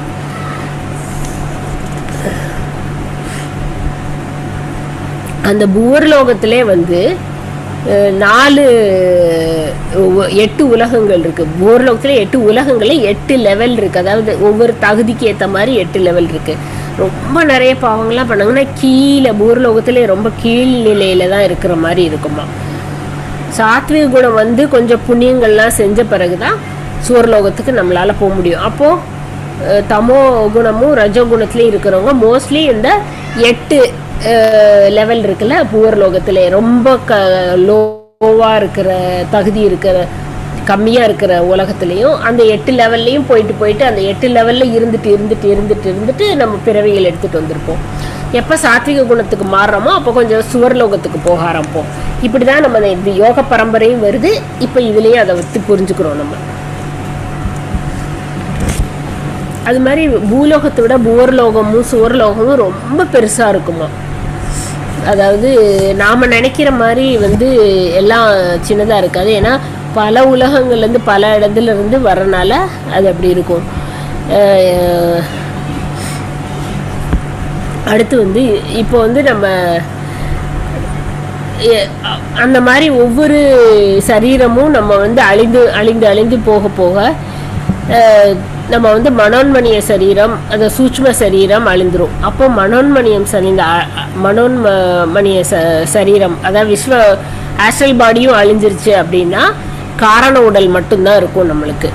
அப்போது இப்போ நம்மளுக்கு தெரியலாம் பூமியில் வந்து முதல் நாளில் வந்து பௌதீக உடல், 3ஆம் நாளில் பிராண உடல், அதுக்கப்புறம் சூட்ச்ம உடலோட புவர்லோகத்துக்கும் அங்கே போய் செய்ய வேண்டிய ஆசைகள் பட வேண்டிய கஷ்டங்கள் பண்ணிட்டு அதுக்கப்புறம் காரண உடலோட நம்ம வந்து ஜனலோகத்துக்கு போகிறோம். சூட்ச்ம உடலோட நம்ம ஜனலோகத்துக்கு போக முடியாது. ஸோ அந்தந்த நிலைகளுக்கு அந்தந்த உடல்கள் வச்சு தான் போக முடியும். இப்போ நீங்கள் வந்து சூட்ச்ம உடலோடே இருக்கீங்க அப்படின்னா அங்கே போய் அந்த செய்ய வேண்டிய அனுபவிக்க வேண்டிய பாவங்களையும் புண்ணியங்களையும் அனுபவித்து அதெல்லாம் முடித்த பிறகு அது தீர்ந்த பிறகு தான் அந்த சூட்ச்ம உடல் போகும். அதுக்கப்புறம் தான் நம்ம வந்து ஜனலோகத்துக்கே போக முடியும். ஸோ ஒவ்வொரு கீழ்நிலையிலையும் வந்து அந்தந்த உடலோட தான் இருக்க முடியும். இப்போ இதில் வந்து சுவர்லோகம் அப்படிங்கிறது வந்து சொர்க்கம் அப்படின்னு சொல்லல, அது ரொம்ப அற்புதமாக இருக்குமா. அங்கே ரொம்ப அழகான காட்சிகள், பறவைகள், அந்த பறவைகளோட ஒலிகள், அழகான மரங்கள், பூக்கள், நீர்வீழ்ச்சிகள், இதெல்லாம் ரொம்ப அழகாக இருக்கும். மனம் ரொம்ப மகிழ்ச்சியாக இருக்குமா. அங்கே சேர்ந்த பிறகு முதல்ல அவர்கள் வந்து கொஞ்சம் எந்த உலகம் போனாலும் முதல்ல வந்து கொஞ்சம் ஓய்வெடுத்துப்பாங்க, கொஞ்சம் ரெஸ்ட்டு தான் இருக்கும். அதுக்கப்புறம் மீதமுள்ள ஆசைகள், இப்போ நம்ம வந்து சில அந்த புண்ணியம் செஞ்சது நம்ம ஆசைகள் அங்கெல்லாம் என்ன பண்ணுறோமோ அதை வந்து அங்கே வந்து நிறைவேறும். அது எப்படின்னா நீங்கள் நினச்ச உடனே அது நடக்கும். அவ்வாறு அப்படி பல காலங்கள் கொஞ்சம் நாட்கள்லாம் போயிடுங்க. அதே மாதிரி அதுலேயும் சில வருடங்கள்லாம் போயிடும். அதில் வந்து நீங்கள் வந்து எப்போ அதை விட்டு போகணும்னு நினைக்கிறீங்களோ அப்போ தான் போக முடியும். அதுலேயும் யாரும் வந்து உங்களை வந்து எந்த ஒரு இதுவுமே கிடையாது. அங்கே வந்து இவ்வளோ நாள் தான் நீ இருக்கணும், இதுக்குள்ளே தான் இதை செய்யணும் அப்படின்லாம் கிடையாது. எல்லா ஆசைகளும் திருப்தி அடைந்த பிறகு தான் அந்த மனோன்மணிய உடல், அதாவது சூட்ச்ம உடல் வீழ்ச்சி அடையும். அதுவுமே அப்படியே அழிஞ்சு போயிடும். நம்ம வந்து இந்த ஆன்மாவின் பயணம் பார்க்கும்போது அதில் வந்து வரைஞ்சி காமிச்சிருப்பார் அவர். அப்படியே ரவுண்டாக ஒரு முட்டை வடிவில் நடுவில் ஆன்மா இருக்கும். அதை சுற்றி அந்த எனர்ஜி பாடி ஒவ்வொரு பாடியாக இருக்கும். ஒவ்வொரு லெவலும் போக போக அந்த பாடி அந்த இது வந்து அழிஞ்சு கரைஞ்சு போயிடும். பௌதிக உடல் செஞ்சு போன போது பிராண உடல் இருக்கும் கொஞ்சம் 3 நாளைக்கு. அதுவும் அந்த பிராண உடலும் செதஞ்சு போன பிறகு மனோன்மணிய உடல் இருக்கும். மனோன்மய உடல் செஞ்சு போனோம்னா காரண உடல் இருக்கும். அதெல்லாம் ஒவ்வொரு விட ரொம்ப சூட்சமானது, மெல்லிசானது. இப்போ நம்ம எப்படி இந்த பௌதிக உடலை தொட்டு பார்க்குறோம், ஆனால் நம்மளோட எத்திரிக் பாடியை தொட முடியாது, ஆனால் நம்மளால் ஃபீல் பண்ண முடியும். இப்போ நீங்கள் தியானம் பண்ணும்போது அப்படியே காற்று மாதிரி அந்த உடலோட எடையை நான் உணரலை, அப்படியே காற்று மாதிரி பறந்தேன், அப்போ வந்து நம்ம பிராண உடலை உணர்றோம். அது மாதிரி அதுக்கும் உள்ள ரொம்ப மென்மையானது எல்லாமே. ஒன்றோட ஒன்று பார்த்திங்கன்னா ரொம்ப வந்து சூட்சமாக இருக்கிற உடம்புகள் இதெல்லாம் ரொம்ப லேசாக இருக்குமா. இது வந்து எந்த அளவுக்கு சூட்சமம் அப்படின்னா மிக ரொம்ப மேலே உலகங்கள் போக போக போக ரொம்ப சூட்சமாக இருக்கும். காரண உடலோட போவது வந்து காரண உடலும் ரொம்ப சூட்சமாக இருக்கும். அதை வச்சு தான் நம்ம ஜனலோகத்துக்கு போகிறோம். அப்போ வந்து மேலுலகங்கள், அதாவது ஜனலோகத்துக்கு மேலே இருக்குது அப்படின்னா அது மேலுலகங்கள். அங்கே வந்து மகாலோகம், தப்போலோகம், சத்தியலோகமாக இருக்கும். இந்த உலகத்தில் வாழ்கிறவங்க எல்லாருமே மேல் உலகவாசிகள், அதாவது ஆஸ்ட்ரல் மாஸ்டர்ஸ் அப்படின்னு சொல்கிறோம்ல, அவங்கெல்லாம் ஆஸ்ட்ரல் மாஸ்டர்ஸ். அங்கே வாழ்கிறவங்கெல்லாம் ஆஸ்ட்ரல் மாஸ்டர்ஸ். இங்கே வந்து கீழ் உலகங்களில் வாழ்கிறவங்க எல்லாருமே அந்த சொன்ன மாதிரி நம்ம பித்ரு தேவதைகள், நம்மளுக்கு முன்னாடி வந்து போய் இப்போ வந்து அடுத்த பிறவி எடுக்கிறதுக்காக காத்திருக்கிற பித்ருக்கள் தான் கீழ் ஜனலோகத்துக்கு கீழே இருக்கிறதுல இருப்பாங்க. ஸோ இந்த காரண லோகம் வந்த ஆன்மாக்கள்லாம் என்ன பண்ணுவாங்கன்னா ஆலோசனை செய்வாங்களா. யார்? அந்த மேல் உலகத்தில் இருக்க ஆஸ்ட்ரல் மாஸ்டர்ஸ்லாம் வந்து நம்மளுக்கு வந்து ஆலோசனை கொடுப்பாங்க. அதாவது என்ன சொல்லுவாங்கன்னா, நீ பூமிக்கு போய் என்ன செய்ய வேணும், நீ என்னெல்லாம் செய்யணும்னு எடுத்துகிட்டு போனியோ ஆனால் அதெல்லாம் நீ செஞ்சியா அப்படின்னு சொல்லி அங்கே வந்து நம்மளுக்கு எல்லா பரிசீலனை நடக்கும். நீ இதை செய்யணும்னு நினச்சோம், இப்படி இருக்கணும்னு நினச்சோம், நீ வந்து தியானம் பண்ணி முக்தி அடையணும்னு நினச்சோம், ஆனால் அதை விட்டுட்டு சொத்து சேர்க்கறதுலையும் குடும்பத்துலேயும் உன்னோட உடல் ஆசைகளையும் நிறைவேற்றுறதுலேயே பொழுதை ஃபுல்லாக கழிச்சிட்ட அப்படின்னு சொல்லுவாங்க. நீ உன்னோட வாழ்க்கையில் செய்ய வேண்டியதை விட்டுட்டு வேற எல்லாத்தையும் செஞ்சு காலத்தை ஃபுல்லாக வீணடிச்சிட்ட அப்படின்னு சொல்லி உனக்கு கிடைச்ச அது ஒரு அரிய வாய்ப்பு. ஒவ்வொரு வட்டமும் நம்ம ஒவ்வொரு உடம்பு எடுத்துகிட்டு வரும்போது ஒரு பெரிய அரிய வாய்ப்பு தான் நம்மளுக்கு கிடைக்கிது. ஆனால் அதை ஒவ்வொரு வட்டமும் வீணடிக்கிறோம். இப்போ அதெல்லாம் அங்கே வந்து ஆலோசனை செஞ்சு அங்கே உள்ள பரிசீலனை செய்வாங்க. நீங்கள் இந்த பூமியில் வாழ்ந்த வாழ்க்கையை ஃபுல்லாகவே அங்கே பரிசீலனை நடக்கும். அதெல்லாம் கேட்டு நம்ம என்ன சொல்லுவோம், சரி எனக்கு இன்னொரு சான்ஸ் கொடுங்கப்பா, நான் அடுத்த தடவை போயாவது இதை முடிச்சுட்டு வரேன் அப்படின்னு நம்ம கேட்போமா. அதெல்லாம் கேட்டுட்டு நான் இன்னும் என்ன செய்ய வேணும், அதை போய் அடுத்த தடவை செஞ்சுட்டு வரேன், எனக்கு இன்னொரு வாய்ப்பு கொடுங்க. அப்போ வந்து ஆனால் இந்த பிரபஞ்சத்தில் வந்து ரொம்ப உயர்ந்த மகத்தான உலகங்கள்லாம் இருக்குது. நம்ம வந்து பாவங்கள் செய்து மாமிசம் சாப்பிட்டு மிருகங்களை கொன்று கீழ் உலகங்களில் வந்து பல துன்பங்களை அனுபவிக்க வேண்டியது இருக்குது. பதிலாக நீ உயர்ந்த உலகங்களை வந்து அடைய முயற்சி செய்யணும்ல. நீ அதையே எதுக்கு இப்போ வரோம் அப்படின்னா உயர்ந்த உலகங்களை அடையிறதுக்கு முயற்சி செய்யணும். அந்த முயற்சியை கம்ப்ளீட்டாக விட்டுட்டு கம்ப்ளீட்டாக அதை சுத்தமாக மறந்துட்டு நான் ஃபுல்லாக இந்த உடல் நினச்சி அதுக்குரிய எல்லா வேலையும் செஞ்சுக்கிட்டு இருக்கோம். நம்ம சரீரத்துக்காகவே எல்லா வேலையும் செஞ்சுக்கிட்டு இருக்கோம். ஸோ நம்ம வந்து எதுக்காக வந்திருக்கோம் அப்படின்னா உயர்ந்த உலகங்களை அடையிறதுக்காக முயற்சி செய்து அந்த ஒரு வாய்ப்பை யூஸ் பண்ணி நம்ம இந்த உடல் இல்லை, அது உடல் இல்லை, நான் ஆன்மான்னு உணர்றதுக்காக மட்டுமே கொடுக்கப்பட்ட உடம்பு இது. நான் வந்து ஆன்மா அப்படிங்கிறத உணர்றதுக்காகவே கொடுக்கப்பட்ட உடம்பு இது. தியானம் செய்ய முடியும், புத்தகங்களை படிக்க முடியும், பிறரோட கருத்துக்களை கேட்கணும், சேவை செய்யணும். இதெல்லாம் நம்ம செஞ்சு புண்ணியங்களை சம்பாரித்து மேலுலகங்களுக்கு போக வேணும். இந்த மாதிரி அறிவை பெற்று அதை தவிர மற்றதெல்லாம் செஞ்சோன்னா இப்படி கீழ் உலகங்களில் பயனற்ற காரியங்கள்லாம் செஞ்சு நம்ம வந்து கீழ் உலகங்களே மூழ்கியே இருக்க வேண்டிதான் அப்படிங்கிறத வந்து இந்த ஜனாலோகத்தில் வந்து நம்மளுக்கு அறிவுரை செய்யப்படும்.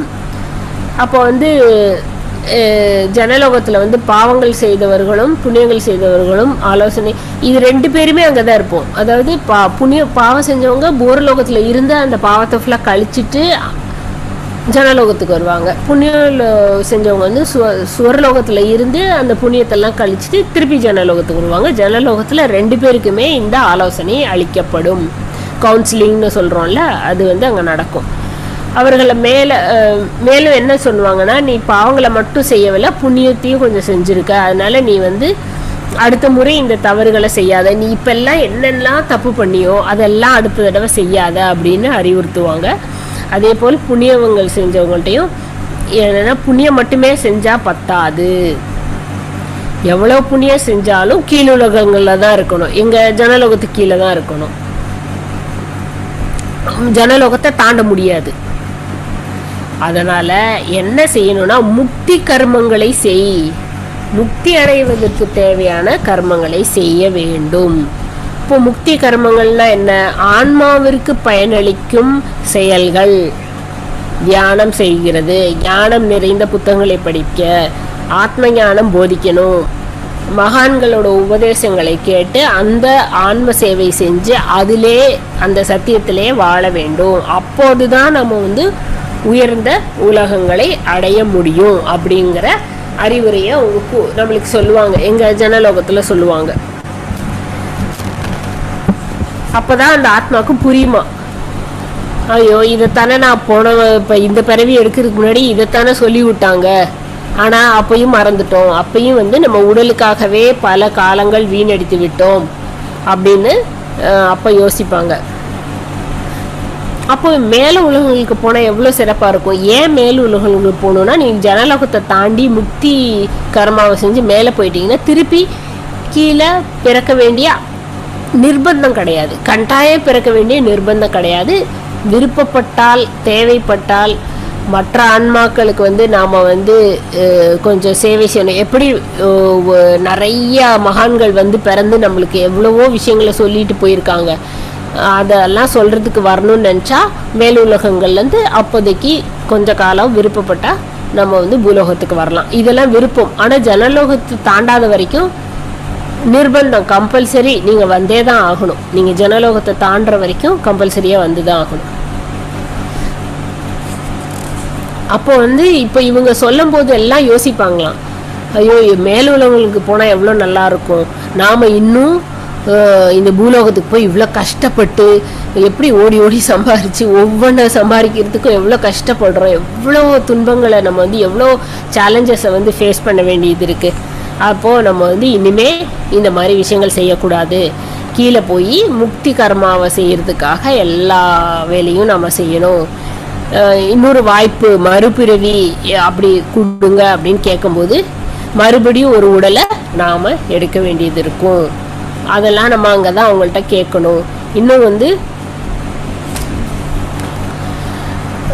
மறுபடியும் வந்து ஒரு உடலை கேட்டு அதுக்காக ரொம்ப காலம் வெயிட் பண்ணி அதற்கு தயாராக அந்த உடல் தயாராகும் போது தான் நம்மளால் பிறக்க முடியும். இங்கே வந்து நீங்கள் எப்போ வேணால் இந்த பாவம்லாம் முடிஞ்சிருச்சு, புண்ணியமும் முடிஞ்சிருச்சு, சூரலோகத்துலேருந்து ஜனாலோகமும் போயாச்சு, ஜனாலோகத்தில் உங்களுக்கு எல்லாம் சொல்லிட்டாங்க நீ இன்னும் இதெல்லாம் பாவம் இவ்வளோ இதெல்லாம் செய்ய வேண்டும் அப்படின்னு, அப்போ நீ முக்தி கர்மா செய்ய அப்படின்னு சொல்லி எல்லாம் சொல்லி அனுப்பும்போது நம்மளுக்கு வந்து ஒரு ஃப்ரீ வில் அப்படின்னு இருக்கு, ஒரு சுதந்திரம் உண்டு, எல்லாத்துக்குமே சுதந்திரம் உண்டு. எப்படி வந்து நம்ம இந்த உடம்பை விட்டுட்டு மேலுலகங்களுக்கு போகிறதுக்கு அழைச்சிட்டு போகிறதுக்கு வந்து உதவியாளர்கள் வந்தால் கூட நான் வரலன்னு சொல்லினீங்கன்னா உங்களை யாரும் கம்பல் பண்ணி கட்டாயம் வந்தே ஆகணும்னு இழுத்துட்டுலாம் போக மாட்டாங்க. வரலையா சரி ஓகே அப்படின்னு விட்டுட்டு போயிடுவாங்க. ஸோ நம்மளோட விருப்பம்தான்.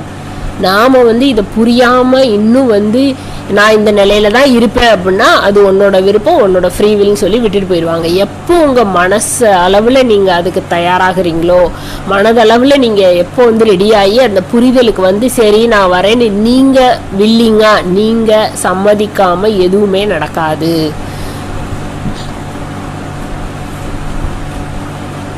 இப்போ வந்து நீங்கள் எல்லாம் ரெஸ்ட் எடுத்து ஜனாலோகத்துல எல்லாம் சொல்லி முடிச்சுட்டாங்க அப்படின்னா நீங்கள் வந்து தயாராகிட்டீங்க அடுத்த பிறவி எடுக்கிறதுக்கு அப்படின்னா உங்களை வந்து கூட்டிகிட்டு போவாங்க. எங்கே அந்த ஆகாஷிக் ரெக்கார்டு இருக்கிற பதிவு இருக்கிற அந்த அறைக்குள்ளே கூட்டிகிட்டு போவாங்க. அங்கே போயிட்டு உங்கள் திரையில் வந்து ஃபுல்லாக காமிப்பாங்க. நீ வந்து இந்த இந்த இந்த வயசில் இந்த நேரத்தில் இப்படி பண்ணியிருக்க, இந்த தப்பு பண்ணியிருக்க, இந்த பாவம் பண்ணியிருக்க அப்படின்னு எல்லாத்தையும் காமிச்சு குழந்தை பருவத்துலேருந்து ஆரம்பித்து சினிமா மாதிரி நம்ம பண்ணினது எல்லாம் அங்கே காட்டப்படும். ஸோ அதெல்லாம் புரிஞ்சுக்கிட்டு அதுக்கப்புறம் அதெல்லாம் செய்யாமல் இருந்து நாம் வந்து திருப்பி ஒரு பிறவி எடுக்கிறதுக்கான தயார் நிலையில் இருக்கிற அந்த ஒரு ஸ்டேஜுக்கு வந்துடுவோம்.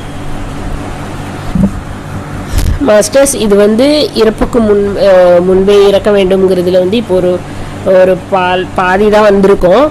பட் இதை வந்து நம்ம கொஞ்சம் கொஞ்சமாக இப்போ வந்து என்ன செய்யக்கூடாது, என்ன செய்யணும், எவ்வளோ புரிதலோடு நம்ம வாழணும், அப்போ தான் மரணத்துக்கு பின்னாடி நம்ம எவ்வளோ ஈஸியாக நம்ம மரணத்துக்கு பின்னாடி என்ன நடக்குது, எங்கெங்கெல்லாம் போகிறோம், எத்தனை உடம்பு இருக்குது அப்படின்லாம் தெரிஞ்சுக்கிட்டோம். அதுக்கப்புறம் இன்னும் கொஞ்சம் இதை பற்றின டீட்டெயிலாக வந்து கொஞ்சம் இருக்குது. நம்ம திருப்பி இதை வந்து வரும் வகுப்புகளில் நம்ம பார்ப்போம்.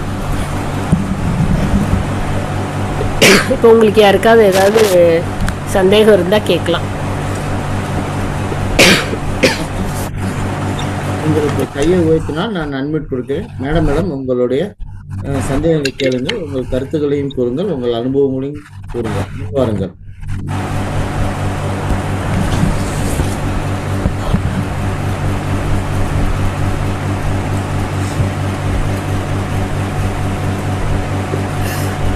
கையை உயர்த்தினால் நான் அட்மிட் கொடுக்கிறேன். மாஸ்டர்ஸ், உங்கள் கருத்துக்களை கூறுங்கள். மாஸ்டர் திரு ஜெயபிரகாஷ் வந்து ரொம்ப நன்றின்னு சொல்லியிருக்காரு. அடுத்தது ஒரு மாஸ்டர் கையை உயர்த்திடலாங்க, அவங்களுக்கு நான் அட்மிட் கொடுக்குறேன்.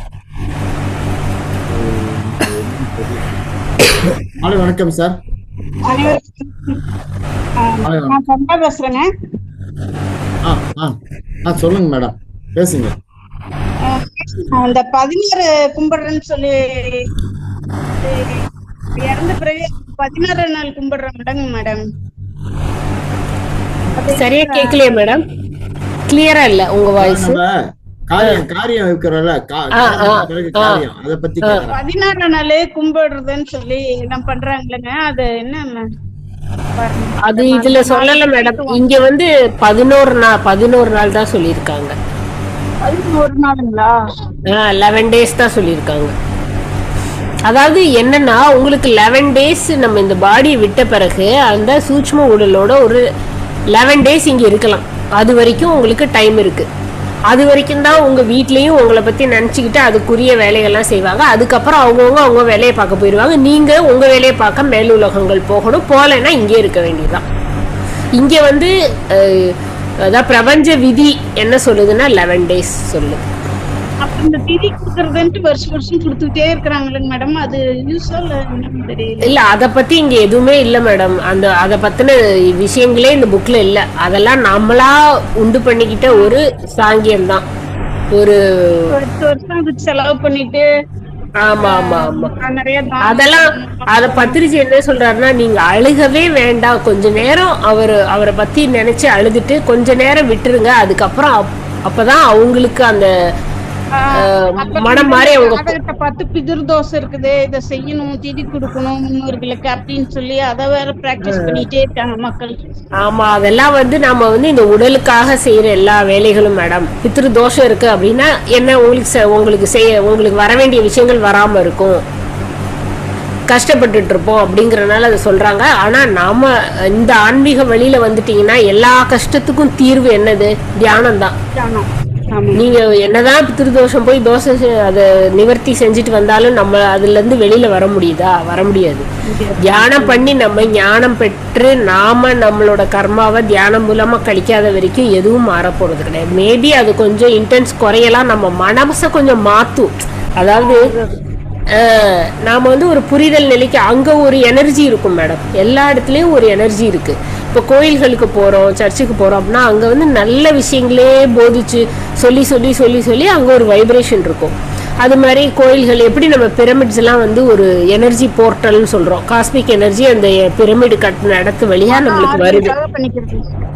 இல்ல பிரமிட் கட்டின இடத்துல எல்லாம் பாத்தீங்கன்னா காஸ்மிக் எனர்ஜி வந்து அந்த பூமிக்கு வந்து அதிகமா வரக்கூடிய ஒரு இடமாயிருது. அதே மாதிரிதான் கோயில்களும் புனித ஸ்தலங்களும் எல்லாமே அந்த மாதிரி ஒரு இடம் தான். அப்ப அங்க நம்ம போய் காலடி எடுத்து வைக்கும் போது என்ன நடக்கும் அப்படின்னா, அங்க சில ஞானங்கள், சில மனசுக்கு மனமாற்றம் நடக்கும். அப்ப அந்த மனமாற்றத்தை வச்சு நம்ம வந்து தியானத்தை செய்யறதுக்கு, ஞானத்தின் வழியில நடக்கிறதுக்கு, சத்தியத்தின் வழியில நடக்கிறதுக்கு கொஞ்சம் உதவியா இருக்கும். அது கொஞ்சம் நம்மளுக்கு சப்போர்ட் பண்ணும். பட் ஆனா நம்ம செஞ்சுதான் ஆகணும். தியானம் செய்யணும், புக்கை படிக்கணும், ஞானத்துல வாழணும், ஞானத்தையே போதிக்கணும். அதையும் நம்ம எப்படி உடலுக்கு எவ்வளவு நேரம் செலவழிக்கிறோமோ அதே மாதிரி ஆன்மாக்கும் ஒரு நாள்ல 50-50 செஞ்சே ஆகணும். ஜனனம் போகும்போது சூட்சும உடல் மறைஞ்சிருங்களா? ஜனலோகம் தானே மத்தியில இருக்கு. ஆமா ஜனலோகம். ஆமா ஆமா ஜனலோகம் போகும்போது சூட்சும உடல் போது சூட்சும உடல் மறைஞ்சிருங்களா? ஆமா ஆமா நீங்க காரண உடலோட தான் ஜனலோகம் போகும். காரண உடலோட ஜனலோகம். அதுக்கு மேலைக்கு மேடம் 2 உடல் சொன்னீங்கன்னா, அதுக்கு மேல காரண உடல், மகா காரண உடல், விஸ்வமய உடல், நிர்வாணிக் பாடி. சத்தியலோகம் கடைசியா சத்தியலோகம் ரீச் ஆகும்போது நிர்வாணிக்கு. ஆமா ஆமா சோ இவ்வளவு விஷயங்கள் இருக்கு. நம்ம பாருங்க எவ்வளவு அற்புதமான ஒரு ஆன்மாக்களா இருக்கும். 7 உடல் வச்சிருக்கோம். எதுவுமே இல்லாத மாதிரி இந்த பிசிக்கல் பாடி மட்டும் இருக்கிற மாதிரி நினைச்சுக்கிட்டு கவலைப்பட்டுக்கிட்டு இருக்கோம். நாம நினைச்சா என்ன வேணா பண்ணக்கூடிய சக்தி நம்மளுக்கு இருக்கு. இந்த மகாவதார் ஃபவுண்டேஷன்ல வந்து இந்த ஞானம் கிடைக்கிறது நம்மளுடைய உடல் எத்தனையே தெரிஞ்சுக்க முடியுது. அதை நம்ம கணிப்பு இதெல்லாமே புரியுதுங்க மேடம். நீங்க எல்லாம் சிறப்பா நடத்துறதுனால எங்களுக்கு எல்லாம் ரொம்ப உபயோகமா இருக்குது. ரொம்ப நன்றி. அது பத்திரிகைக்கு தான் மேடம் நன்றி சொல்லணும். அவர் வந்து பல 1 லட்சம் புக்கை படிச்சு நீங்க பங்கெடுத்து எவ்வளவு தூரம் சப்போர்ட் பண்றதுனால தானே எங்களுக்கு யூஸ் ஆகுது. கரெக்ட் தான் மேடம், கரெக்ட் தான். அத நீங்க அதெல்லாம் பின்பற்றி வர்றதுனால ஃபாலோவர்ஸ் இருக்குங்காட்டி தான் இவ்வளவு கிடைக்குதுங்க நாலேஜ். ஆமா அது கரெக்ட் தான். அது நீங்க சொல்றது, அதாவது நம்ம ஃபாலோ பண்ணதான் நம்மளுக்கும் பெனிஃபிட். அதை நான் உங்களுக்கு சொல்லும் போது உங்களுக்கும் அதுல வந்து நன்மை இருக்கும். கண்டிப்பா நம்ம ஃபாலோ பண்ண. Thank you madam, thank you.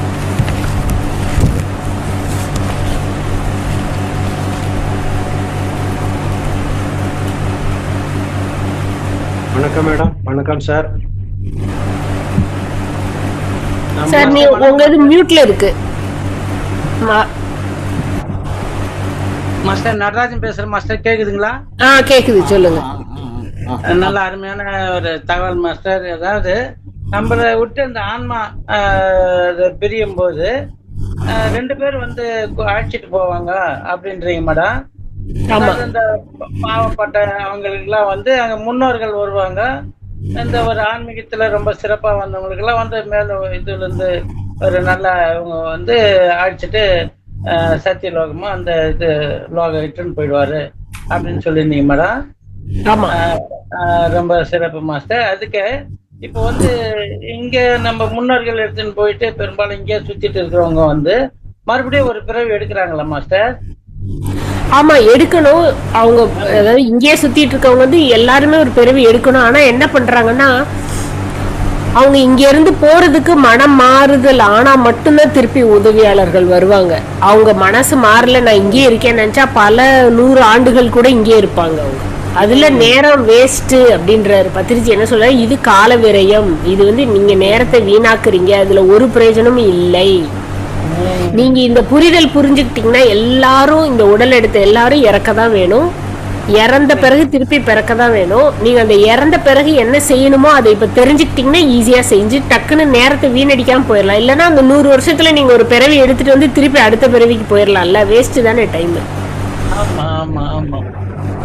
அதனால நம்ம தியானத்திலேயே நிறைய அதிக நேரத்தை செலவிட்டு நம்ம அந்த ஆன்மீகத்திலேயே இருந்தோம்னாக்கா அவங்க நம்ம அந்த அடுத்த பிறவின்றது நம்மளுக்கு வர வேண்டாம், அந்த ஒரு நிலைமைக்கு நம்ம போகணும் அப்படின்னு சொல்லிட்டு இது பண்றீங்க மாட்டார். ஆமா, அது நம்ம யோக பரம்பரையில பார்த்தோம்ல, அவர் என்ன சொன்னாரு, ரஜகுணம் தமகுணம் சாத்விக குணத்தை வந்து நீங்க ஒரு பிறவிலேயே கூட தாண்டலாம். அது உங்களோட சாதனையை பொறுத்து தான், உங்களோட தீவிரத்தை பொறுத்து தான். அது இல்லை நான் மெதுவா போறேன்னாலும் மெதுவா போகலாம். ஸோ வந்து சாத்தியம் இருக்கு, ஒரே பிறவியில எல்லாத்தையும் கடக்கிறதுக்குரிய சாத்தியம் இருக்கு அப்படின்னு நம்பணும் நம்ம. இப்ப அந்த அடுத்த பிறவி எடுக்கிறாங்கன்னாக்கா அந்த அந்த இது யாரு செய்வாங்க மாஸ்டர்? இப்போ அது வெளியே சுத்திட்டு இருக்குது, அது தாய் வயிற்றுக்கு போனோம்னாக்கா அது யார் மூலமா அது வருது? அதாவது தந்தை கிட்ட வருதுன்னாக்கா அது எப்படி அது அந்த பிறவி எடுக்கிறதுக்கு அது யார் துணை செய்யறாங்கன்னு கேட்கறோம். அதான் அந்த உதவியாளர்கள் இருக்கிறாங்கல்ல சூட்சும உலகத்துல, ஆமா, அவங்க வந்து ஜனலோகம், நம்ம ஜனலோகம் போன பிறகு ஆஸ்ட்ரல் மாஸ்டர்ஸ் தான் வருவாங்க, உயர் ஆன்மாக்கள் தான் வருவாங்க. ஹையர் வேர்ல்ட்ல இருந்து வந்து ஜனலோகத்துல வந்து நம்மளுக்கு கவுன்சிலிங் கொடுப்பாங்க. இப்படிலாம் நீ செய்யணும், மிச்ச கர்மா இன்னும் இருக்கு, இதெல்லாம் நீ செஞ்சுட்டு முக்தி அடைகிறதுக்கான கர்மாவே செஞ்சுட்டு முக்தி அடைஞ்சிட்டு வா அப்படின்னு சொல்லுவாங்க. நம்ம அதுக்குரிய கர்மாக்கு ஏத்த உடம்பு வேணும்ல நம்மளுக்கு, அதுக்காக வெயிட் பண்ணணும் நம்ம. ஏன்னா அந்த தாய் தந்தையர் அவங்களெல்லாம் நம்ம செலக்ட் பண்ணி வெயிட் பண்ணி நம்ம எடுத்துட்டு வரோம். இப்ப புரியுது மாஸ்டர். அதாவது அங்க ஹாஸ்டல் அந்த மாஸ்டருங்க வந்துதான் வந்து நம்ம கவுன்சிலிங் கொடுத்துட்டு நம்மளுக்கு தேவையான உடலை நம்ம தாய் தகப்பனையும் எல்லாமே நம்ம யாரு செலக்ஷன் பண்றோமோ அவங்க கிட்ட அனுப்பிச்சு விடுவாங்க. ஆமா ஆமா, அந்த எந்த ஊரு, எந்த மாதிரி உடம்பு, எந்த கலர் உடம்பு, எத்தனை பேர் கூட பிறக்கணும், எல்லாமே நம்ம தான் டிசைன் பண்ணிட்டு வருவோம். அது மாதிரி இன்னொரு விஷயம் என்னன்னா, இப்ப கூட ஏன்னா நம்ம இந்த உடம்புல இந்த ஆன்மா இருக்கிற வரைக்கும் நம்ம கூட அந்த உதவியாளர்கள் சொல்ற அந்த ஸ்பிரிட் கைட்ஸ் அப்படின்னு சொல்றவங்க இப்பயுமே நம்ம கூட தான் இருக்காங்க. இப்ப கூட நம்ம பக்கத்துல தான் நின்றுட்டு இருக்காங்க. அதையும் நம்ம உணர்ந்து நீங்க எந்த ஒரு கஷ்டம் வந்தாலும் நீங்க அந்த ஸ்பிரிட் கைட்ஸ்ல வந்து கேட்கலாம், நான் இவ்வளோ கஷ்டப்படுறேனே, எதனால, ஏதோ பாவம் செஞ்சிருக்கேன், இதுல இருந்து நான் வெளியில வரணும், எனக்கு உதவி செய்யுங்க, எனக்கு அதுக்குரிய சக்தியையும் ஞானத்தையும் கொடுங்க, நான் முழு மனசுல கத்துக்க வேண்டியதை கத்துக்கிட்டு கண்டிப்பா நான் வெளியில வர்றதுக்கான முயற்சி எடுக்கிறேன் அப்படின்னு நீங்க மனசால தியானத்துல சொல்ல சொல்ல அவங்க உங்களுக்கு ஹெல்ப் பண்ணுவாங்க. ஏன்னா ஸ்பிரிட் கைட்ஸ் உங்க கூடவே இருக்காங்க. Super master. ஆமா, கூட தான் இருக்காங்க. ஆமா, உட்காரும் போதெல்லாம் அவங்க கிட்ட கேட்கணும், இந்த மாதிரி இருக்கக்கூடாது, நான் இந்த இதுல தியானத்தை எனக்கு ரொம்ப சிறப்பா 2 மணி நேரம் 4 மணி நேரம் உட்கார்ற மாதிரி அந்த ஒரு சூழ்நிலை எனக்கு ஏற்படுத்தி கொடுங்க அப்படின்னு அந்த மாஸ்டர் கிட்ட நம்ம ஏன்னா எப்பவுமே நம்மளா கூடவே கடைசி வரைக்கும் நம்மளா கூட தான் இருக்காங்க. நம்ம இந்த பிசிக்கல் பாடி விட்டு போற வரைக்கும் அது எந்த நிலைமைக்கு வர்றாங்களோ அந்த இடத்துக்கு அவங்கள கூட்டிட்டு போவாங்க. ஆமா ஆமா, அது வரைக்கும் இருப்பாங்க. இது வந்து இந்த இது வந்து எதுல புரியவே, நீங்க ஆன்மாவின் பயணம் புக்கை படிக்கும் போது உங்களுக்கு அதுல எல்லாமே போட்டிருப்பாங்க. அதுல நம்ம பார்த்தபோது ஆமா ஒருத்தவங்க இறக்குறாங்க, ஆக்சிடென்ட்ல இறக்குறாங்க, இப்படி இறக்குறாங்க அப்படி இறக்குறாங்கன்னா கூடவே பக்கத்துலயே அந்த ஆஸ்ட்ரல் மாஸ்டர்ஸ் வந்து அந்த ஸ்பிரிட் கைட்ஸ் வந்து கூடவே இருந்து அவங்க அந்த எத்திரிக் பாடியை விட்டு வெளில வந்த பிறகு அவங்கள்ட்ட சொல்லுவாங்க, ஒன்றும் இல்லை பயப்படாத, ஒன்றும் பதட்டப்பட வேணாம், ஒன்றும் பயப்பட வேணாம், நம்ம ஆன்மா தான் அப்படிங்கிறத நம்மளுக்கு அப்பவே சொல்லுவாங்க பக்கத்திலே. ஸோ இப்பயுமே நம்ம இந்த உடலுக்குள்ள இருக்கும் போதே ஸ்பிரிட் கைட்ஸ் கைட் பண்ணிக்கிட்டே தான் இருக்காங்க. நம்ம இன்ட்யூஷன் சொல்லுவோம்ல, இங்க போலான்னு நினைச்சேன் ஆனா வேணாம், இந்த பாதை வேணாம் அப்படின்னு சொல்லி இந்த பாதையில போனேன் நல்லதா போச்சு அப்படின்னு நம்ம நினைக்கிறது எல்லாமே ஸ்பிரிட் கைட்ஸ் நம்மளுக்கு கொடுக்குற கைடு தான். அவங்க கொடுக்குற கைடு தான் நம்மளுக்கு ரீச் ஆயிட்டு நம்ம மனசுல அதை வந்து உணர்த்திக்கிட்டே இருப்பாங்க. அதன்படி நம்ம போகும்போது கண்டிப்பா நம்மளுக்கு நல்லதுதான் நடக்கும். Super master. இது வரைக்கும் இருந்த பயம் இது ஒண்ணுதான் மாஸ்டர். இறப்புன்றதுக்கு அதுக்கப்புறமா எவ்வளவு நம்மளுக்கு கஷ்டம்லாம் இருக்கும். நரகம் போனோம், நம்ம ரம்பத்தெல்லாம் இருப்பாங்க, பாம்புல போடுவாங்க, பள்ளியில போடுவாங்க, இந்த மாதிரி பல எண்ணங்கள் நரகமோ நம்ம நல்லதுதான் நினைக்கிறோம். ஆனா அது ஒரு இது இப்போ வந்து அந்த பயமே கிடையாது. நம்ம இந்த சட்டை இது கட்டிட்டு புது சட்டை போடுறதா இல்ல நம்ம சத்தியலோகத்துல போய் செட்டில் ஆயிடுறதோ அந்த மாதிரி அதுக்கு ஒரு 2 மாஸ்டருங்க நம்ம கிட்ட எப்பவுமே இருந்து நம்மள கைட் பண்றாங்க. அவங்க கிட்ட கேட்டுன்னு இந்த தியானத்துல நம்ம ரொம்ப சிறப்பா வரணும்ட்டு நல்ல அருமையான ஒரு தகவல்லாம். இன்னைக்கு அந்த பயம் போச்சு மாஸ்டர். பயம், அந்த மரண பயம் போச்சு. ரொம்ப நல்லது சார். ஏன்னா இவ்வளோ பெரிய ஞானத்தை வந்து பத்திரிஜி வந்து எல்லாருக்கும் சொல்லி நம்மளுக்கு வந்து தட்டவர்த்தி சார் வந்து இந்த புக்கை எழுதி தெலுங்குல எழுதி தமிழ்ல வந்து டிரான்ஸ்லேட் பண்ணி எத்தனை பேர் இதுக்கு வேலை செஞ்சிருக்காங்க பாருங்க. பத்திரிஜி சொல்லி அவர் தெலுங்குல எழுதி அதை டிரான்ஸ்லேட் பண்ணி அதை நான் வாங்கி படிச்சு நான் உங்களுக்கு சொல்லியிருக்கேன். 4-5 பேரோட வேலை இருக்கு இதுல. சோ அவ்வளோ பிரபஞ்சத்துக்கு நன்றி சொல்லணும். ஆமா, பத்ரிஜி அவங்களுக்கு சொல்லி ஆகணும். அவங்க சொன்னதானே ஆரம்பம். அவர் ஒரு நூல் படிச்சுட்டு அது நம்ம மாஸ்டருங்களுக்குலாம் நம்ம தகவல் சொல்லி இது மாதிரி இந்த புக்கை படிங்க, இது ரொம்ப சிறப்பா இருக்கும் அப்படின்னு. அதனால இனிமே எந்த கஷ்டம் வந்தாலும் எது வந்தாலும் கவலையப்படாம ஆன்மா நம்மளுக்கும் நம்ம ஒன்றும் அதுல இருக்கவே போறதில்ல, கொஞ்ச நாளைக்கு இதுவும் கடந்து போகும் அப்படின்னு சொல்லிட்டு தியானத்துல அதிகமா ஸ்பெண்ட் பண்ணி நம்ம அதுல இருந்து ஈஸியா வெளில வந்துடலாம். அது மாதிரி எந்த நேரமும் என்ன நடக்குமோ, இது கிடைக்குமா இது கிடைக்காதா அப்படிங்கிற கவலையும் நம்மளுக்கு இனிமே தேவையில்லை. எல்லாம் ஒரு அனுபவம் தான். ரொம்ப ரொம்ப ரொம்ப ரொம்ப ரொம்ப நன்றி மாஸ்டர். ரொம்ப தேங்க்யூ. இந்த மாதிரி ஒரு இன்னைக்கு நான் பெற்ற இன்பம் ரொம்ப சிறப்பானது. நன்றி, தேங்க்யூ மாஸ்டர். நம்ம மகாவதர் இந்த டிவிக்கு நம்ம நன்றி சொல்லணும். சாருக்கு ரங்கநாதன் ஜிக்கு தான் நன்றி சொல்லணும். ஆமா, ரொம்ப நன்றி மாஸ்டர். ரொம்ப நன்றி மாஸ்டர். Thank you master. நன்றி மாஸ்டர் திரு நடராஜன் சார். அடுத்ததாக மாஸ்டர் திரு ஜெயபிரகாஷ் சார் கையை ஊத்துறாங்க. சார் மாலை வணக்கம் சார். வணக்கம் சார். வணக்கம் மேடம். வணக்கம். சொல்லுங்க. வள்ளலார் சொல்றாரு பாடியை வந்து புதைக்கணும்னு சொல்றாங்க. நம்மளதுல என்ன மேடம் சொல்றாங்க இதுல? மோஸ்ட்லி அதுதான் சார் கரெக்ட். ஏன்னா அந்த 3rd டேல எத்திரிக் பாடி வருது இல்ல, நம்ம எரிக்கும் போது அந்த எத்திரிக் பாடி சரியா பிரியாது அப்படின்னு வள்ளலார் இதுல சொல்றாங்க. இப்போ நம்ம பத்திரிச்சியுமே இது அடக்கம் தான் பண்ணியிருக்கோம். நிறைய பேர் கொஞ்சம் அடக்கத்தான் பண்ணுறாங்க. ஆனால் நம்மளுக்கு அதில் வந்து இன்னும் சில புரிதல்கள் இல்லை நம்மளுக்கு எரிக்கிறதா இது பண்ணுறதான்னு. ஆனால் வள்ளலார் வந்து எரிக்க வேணான்னு தான் சொல்கிறார். ஏன்னா நம்ம சில காலமாக வந்து சிலதை ஃபாலோ பண்ணிக்கிட்டு வர்றோம்ல, அதுலேருந்து மாறினா நம்மளுக்கு ஏதாவது கஷ்டம் வந்துருமோ பிரச்சனை வந்துருமோ அப்படின்னு பயத்திலே நம்ம சில இதெல்லாம் மாற்ற மாட்டேங்கிறோம்.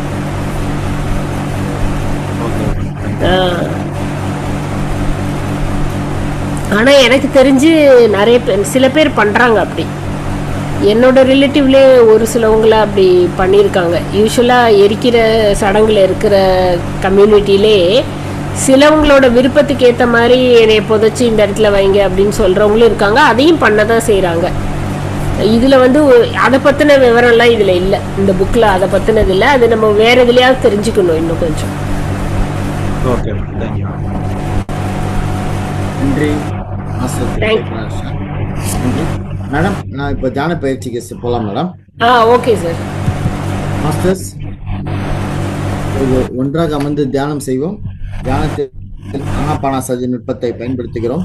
ஆனா என்றால் மூச்சை உள்ளிழுப்பது, அபானா என்றால் மூச்சை வெளியிடுவது, சதி என்றால் மூச்சினை கவனித்துக் கொள்வது. இது மகான் புத்தர் அவர்களால் சுமார் 2500 வருடங்களுக்கு முன்பு கண்டுபிடிக்கப்பட்டது. இது மிகவும் எளிமையானது. இதில் எந்தவித ஜபமோ ஸ்லோகமோ மந்திரமோ கிடையாது. மாஸ்டர்ஸ், நீங்கள் அனைவரும் ஒரு கிளாஸ் தண்ணீர் அருந்திவிட்டு மேலும் ஒரு கிளாஸ் தண்ணீரை அருகில் வைத்துக் கொள்ளவும். நீங்கள் அமர்ந்திருக்கும் உங்கள் அறையின் விளக்கின் வெளிச்சத்தை குறைத்துக் கொள்ளவும். நீங்கள் கண்கண்ணாடி அணிந்திருந்தால் உங்கள் கண்கண்ணாடியை கைட்டு வைத்து விடவும். இப்போது வசதியாக உட்கார்ந்து உங்கள் முதுகை நேராக வைத்துக் கொள்ளவும். நீங்கள் தரையில் சமணமாக ஒரு விரிப்பில் அமரலாம் அல்லது சேரிலோ சோஃபாவிலோ கூட அமரலாம். அப்படி நீங்கள் சேரிலோ சோஃபாவிலோ அமர்ந்தால் உங்கள் கால்களை குறுக்காக கொண்டு இதுபோல் கைகளை விரல்களால் பிணைத்து இதுபோல் அவற்றை உங்கள் தொடைகளில் வைக்கலாம். இப்பொழுது கண்களை மூடிக்கொண்டு, மாஸ்டர்ஸ், இன்னும் ஒரு 25 நிமிடங்களுக்கு யாரும் கண்களை திறக்க வேண்டாம், நாம் ஓகே சொல்லும் வரை. இப்பொழுது கண்களை மூடிக்கொண்டு இயற்கையாக நடக்கும் உங்கள் சொந்த மூச்சினை கவனியுங்கள். Simple breath, natural breath, normal breath, tender breath. மென்மையான சுவாசம், இலகுவான சுவாசம், இயற்கையான சுவாசத்தை கவனியுங்கள். உங்கள் மூச்சு உங்கள் எஜமானர். எந்த எண்ணங்களையும் உடனே குறைத்து, ஆங்கிலத்தில் கட் யுவர் தாட்ஸ், உங்கள் சொந்த மூச்சில் கவனம் செலுத்த தொடங்குங்கள். உங்கள் மனம் எந்த எண்ணமும் இல்லாமல் காலியாக இருக்க வேண்டும். மனம் 0 தாட்ஸ் நிலையில் இருக்க வேண்டும். மாஸ்டர்ஸ், இப்பொழுது சுமார் 25 நிமிடங்களுக்கு இசையுடன் கூடிய தியானம், சைலண்ட் மெடிடேஷன் கிடையாது, இசையுடன் கூடிய தியானம் தான் முழுவதுமாக. அந்த 25 நிமிடங்களுக்கு இசையுடன் கூடிய தியானத்திற்கு அற்புதமான இசை இசைப்போம். இனிய இசையுடன் தியானம் செய்து மகிழ்வோம். மாஸ்டர்ஸ், நான் இசையை தொடங்குகிறேன், நீங்கள் தியானத்தை தொடருங்கள். நன்றி. தேங்க்யூ.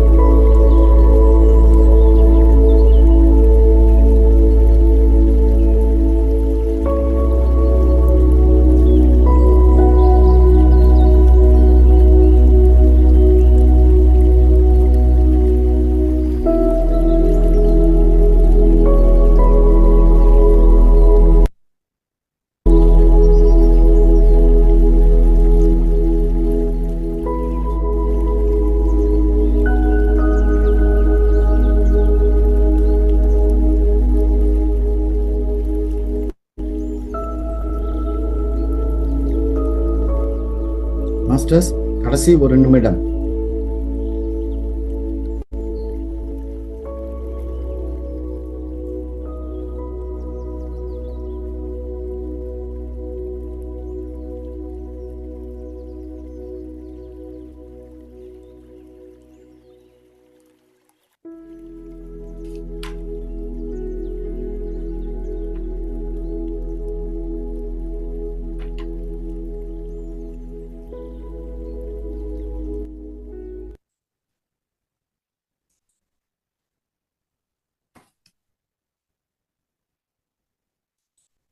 மாஸ்டர்ஸ் கடைசி 20 வினாடிகள்.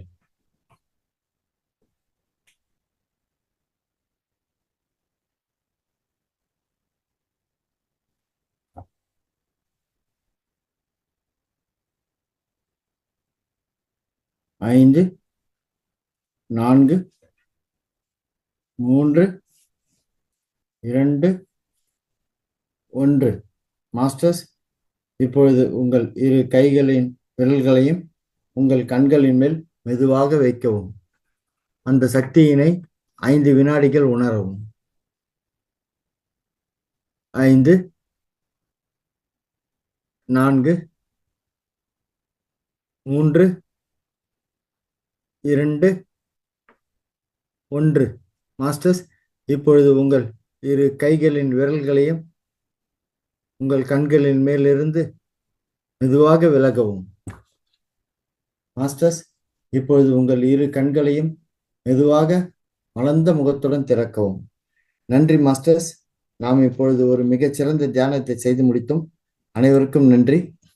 நான் நிகழ்ச்சியின் இறுதிக்கு செல்கிறேன். மாஸ்டர்ஸ்,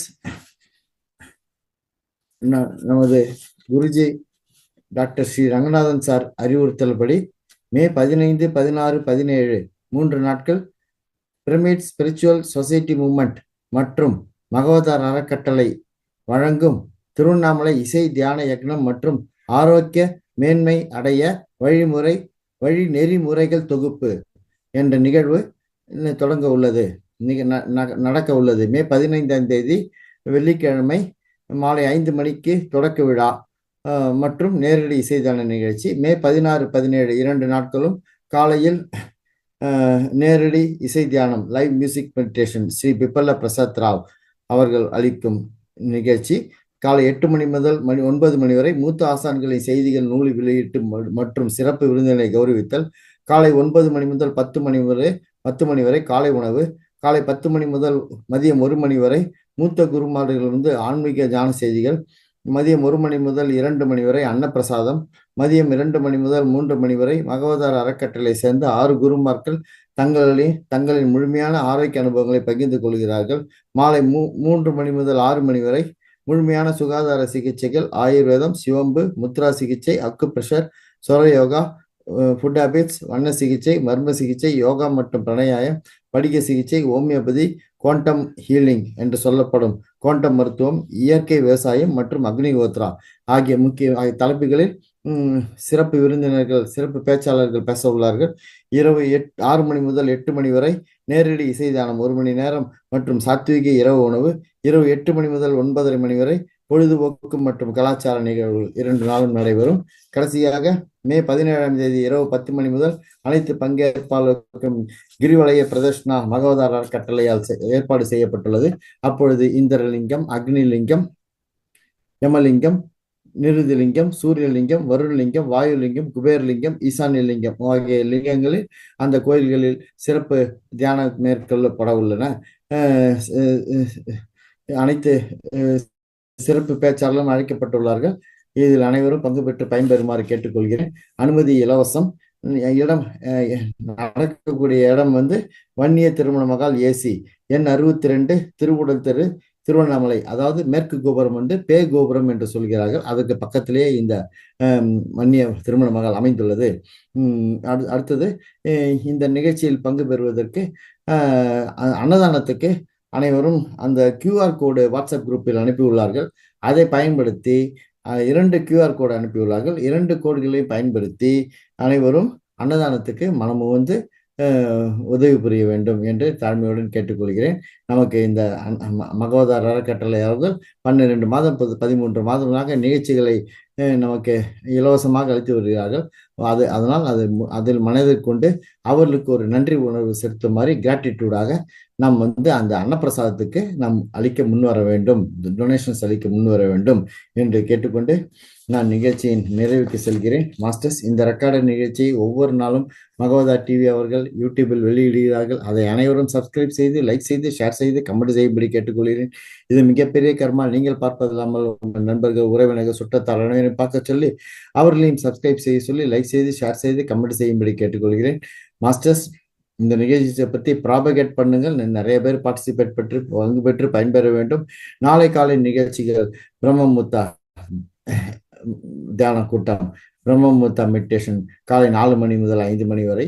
மேலும் காலை நிகழ்ச்சிகள் நாளை காலை 5:30 மணி முதல் 5:30 மணி முதல் 7:30 மணி வரை காலை நிகழ்ச்சிகள். அதில் 1 மணி நேரத்துக்கு தியான பயிற்சி, அந்த 1 மணி நேரத்துக்கு 40 நிமிடங்கள் இசையுடன் கூடிய தியானம், அடுத்து 20 நிமிடங்கள் அமைதியான தியானம். நாளைக்கு 2வது நிகழ்ச்சியாக ஆன்மீக ஞானம் பகுதியில் காலையில் தலைப்பு before birth, after death and 6 கோட்பாடுகள், அதாவது பிறப்பதற்கு முன்பாக, இறப்பதற்கு பின்பு, மேலும் 6 கோட்பாடுகள் வழிமுறைகள் என்ற தலைப்பில் சீனியர் மாஸ்டர் திருமதி பிரசாந்தி மேடம் அவர்கள் ஆன்மீக ஞானம் உரையாற்ற உள்ளார்கள். இதற்குரிய லிங்க்ஸ் அனுப்பப்படுகிறது. அதில் அனைவரும் பங்கு பெற்று பயன்பெறுமாறு கேட்டுக்கொள்கிறேன். மாஸ்டர்ஸ், நான் இறுதியாக நன்றிக்கு செல்கிறேன். இன்று நம்மிடம் டை பிஃபோர் டெத் என்ற தலைப்பில் பார்ட் 2, டை பிஃபோர் டெத் தலைப்பில் இறப்பதற்கு முன்பே இறக்க வேண்டும் என்ற தலைப்பில் பகுதி 2 சிறப்பாக ஆன்மீக ஞானம் உரையாற்றி நம்மளுடைய சந்தேகங்களுக்கெல்லாம் மிகச்சிறந்த முறையில் விளக்கங்கள் கூறி நம்மளை மகிழ்வித்த சீனியர் மாஸ்டர் திருமதி பிரேமா மேடம் அவர்களுக்கு எனது தாழ்மையான நன்றிகளை தெரிவித்துக் கொள்கிறேன். எனது நன்றிகளை அசண்டர் மாஸ்டர் ஸ்ரீ மகோதர் பாபாஜி அவர்களுக்கும், எனது நன்றிகளை மிகப்பெரிய ஆசிரியர் பிரம்மரிஷி பதமகா டாக்டர் பத்திரிஜெய் அவர்களுக்கும், எனது நன்றிகளை மிகப்பெரிய ஆசிரியர் மகோதார் அறக்கட்டளை நிறுவன உயர்திரு குருஜி டாக்டர் ரங்கநாதன் ஐயா அவர்களுக்கும், எனது நன்றிகளை இன்று இந்த நிகழ்ச்சியை பங்கு பெற்ற அனைத்து ஆசிரியர்களுக்கும், நண்பர்களுக்கும் எனது நன்றிகளை இந்த பிரபஞ்சத்துக்கும் தெரிவித்துக் கொண்டு மீண்டும் ஒரு முறை நாளை மறுநாள் நிகழ்வுகள் தொடர உள்ளதால் அனைவரும் தியான யக்னத்தில் பங்கு பெற்று பயன்பெறுமாறு கேட்டுக்கொள்கிறேன். மிகச்சிறந்த நிகழ்ச்சி, அதில் அனைவரும் பங்கு பெற்று பயன்பெறுமாறு கேட்டுக்கொள்கிறேன். நான் நிகழ்ச்சியை நிறைவு செய்கிறேன். Masters, thank you masters. நாளை காலை நிகழ்ச்சி சந்திப்போம். நன்றி.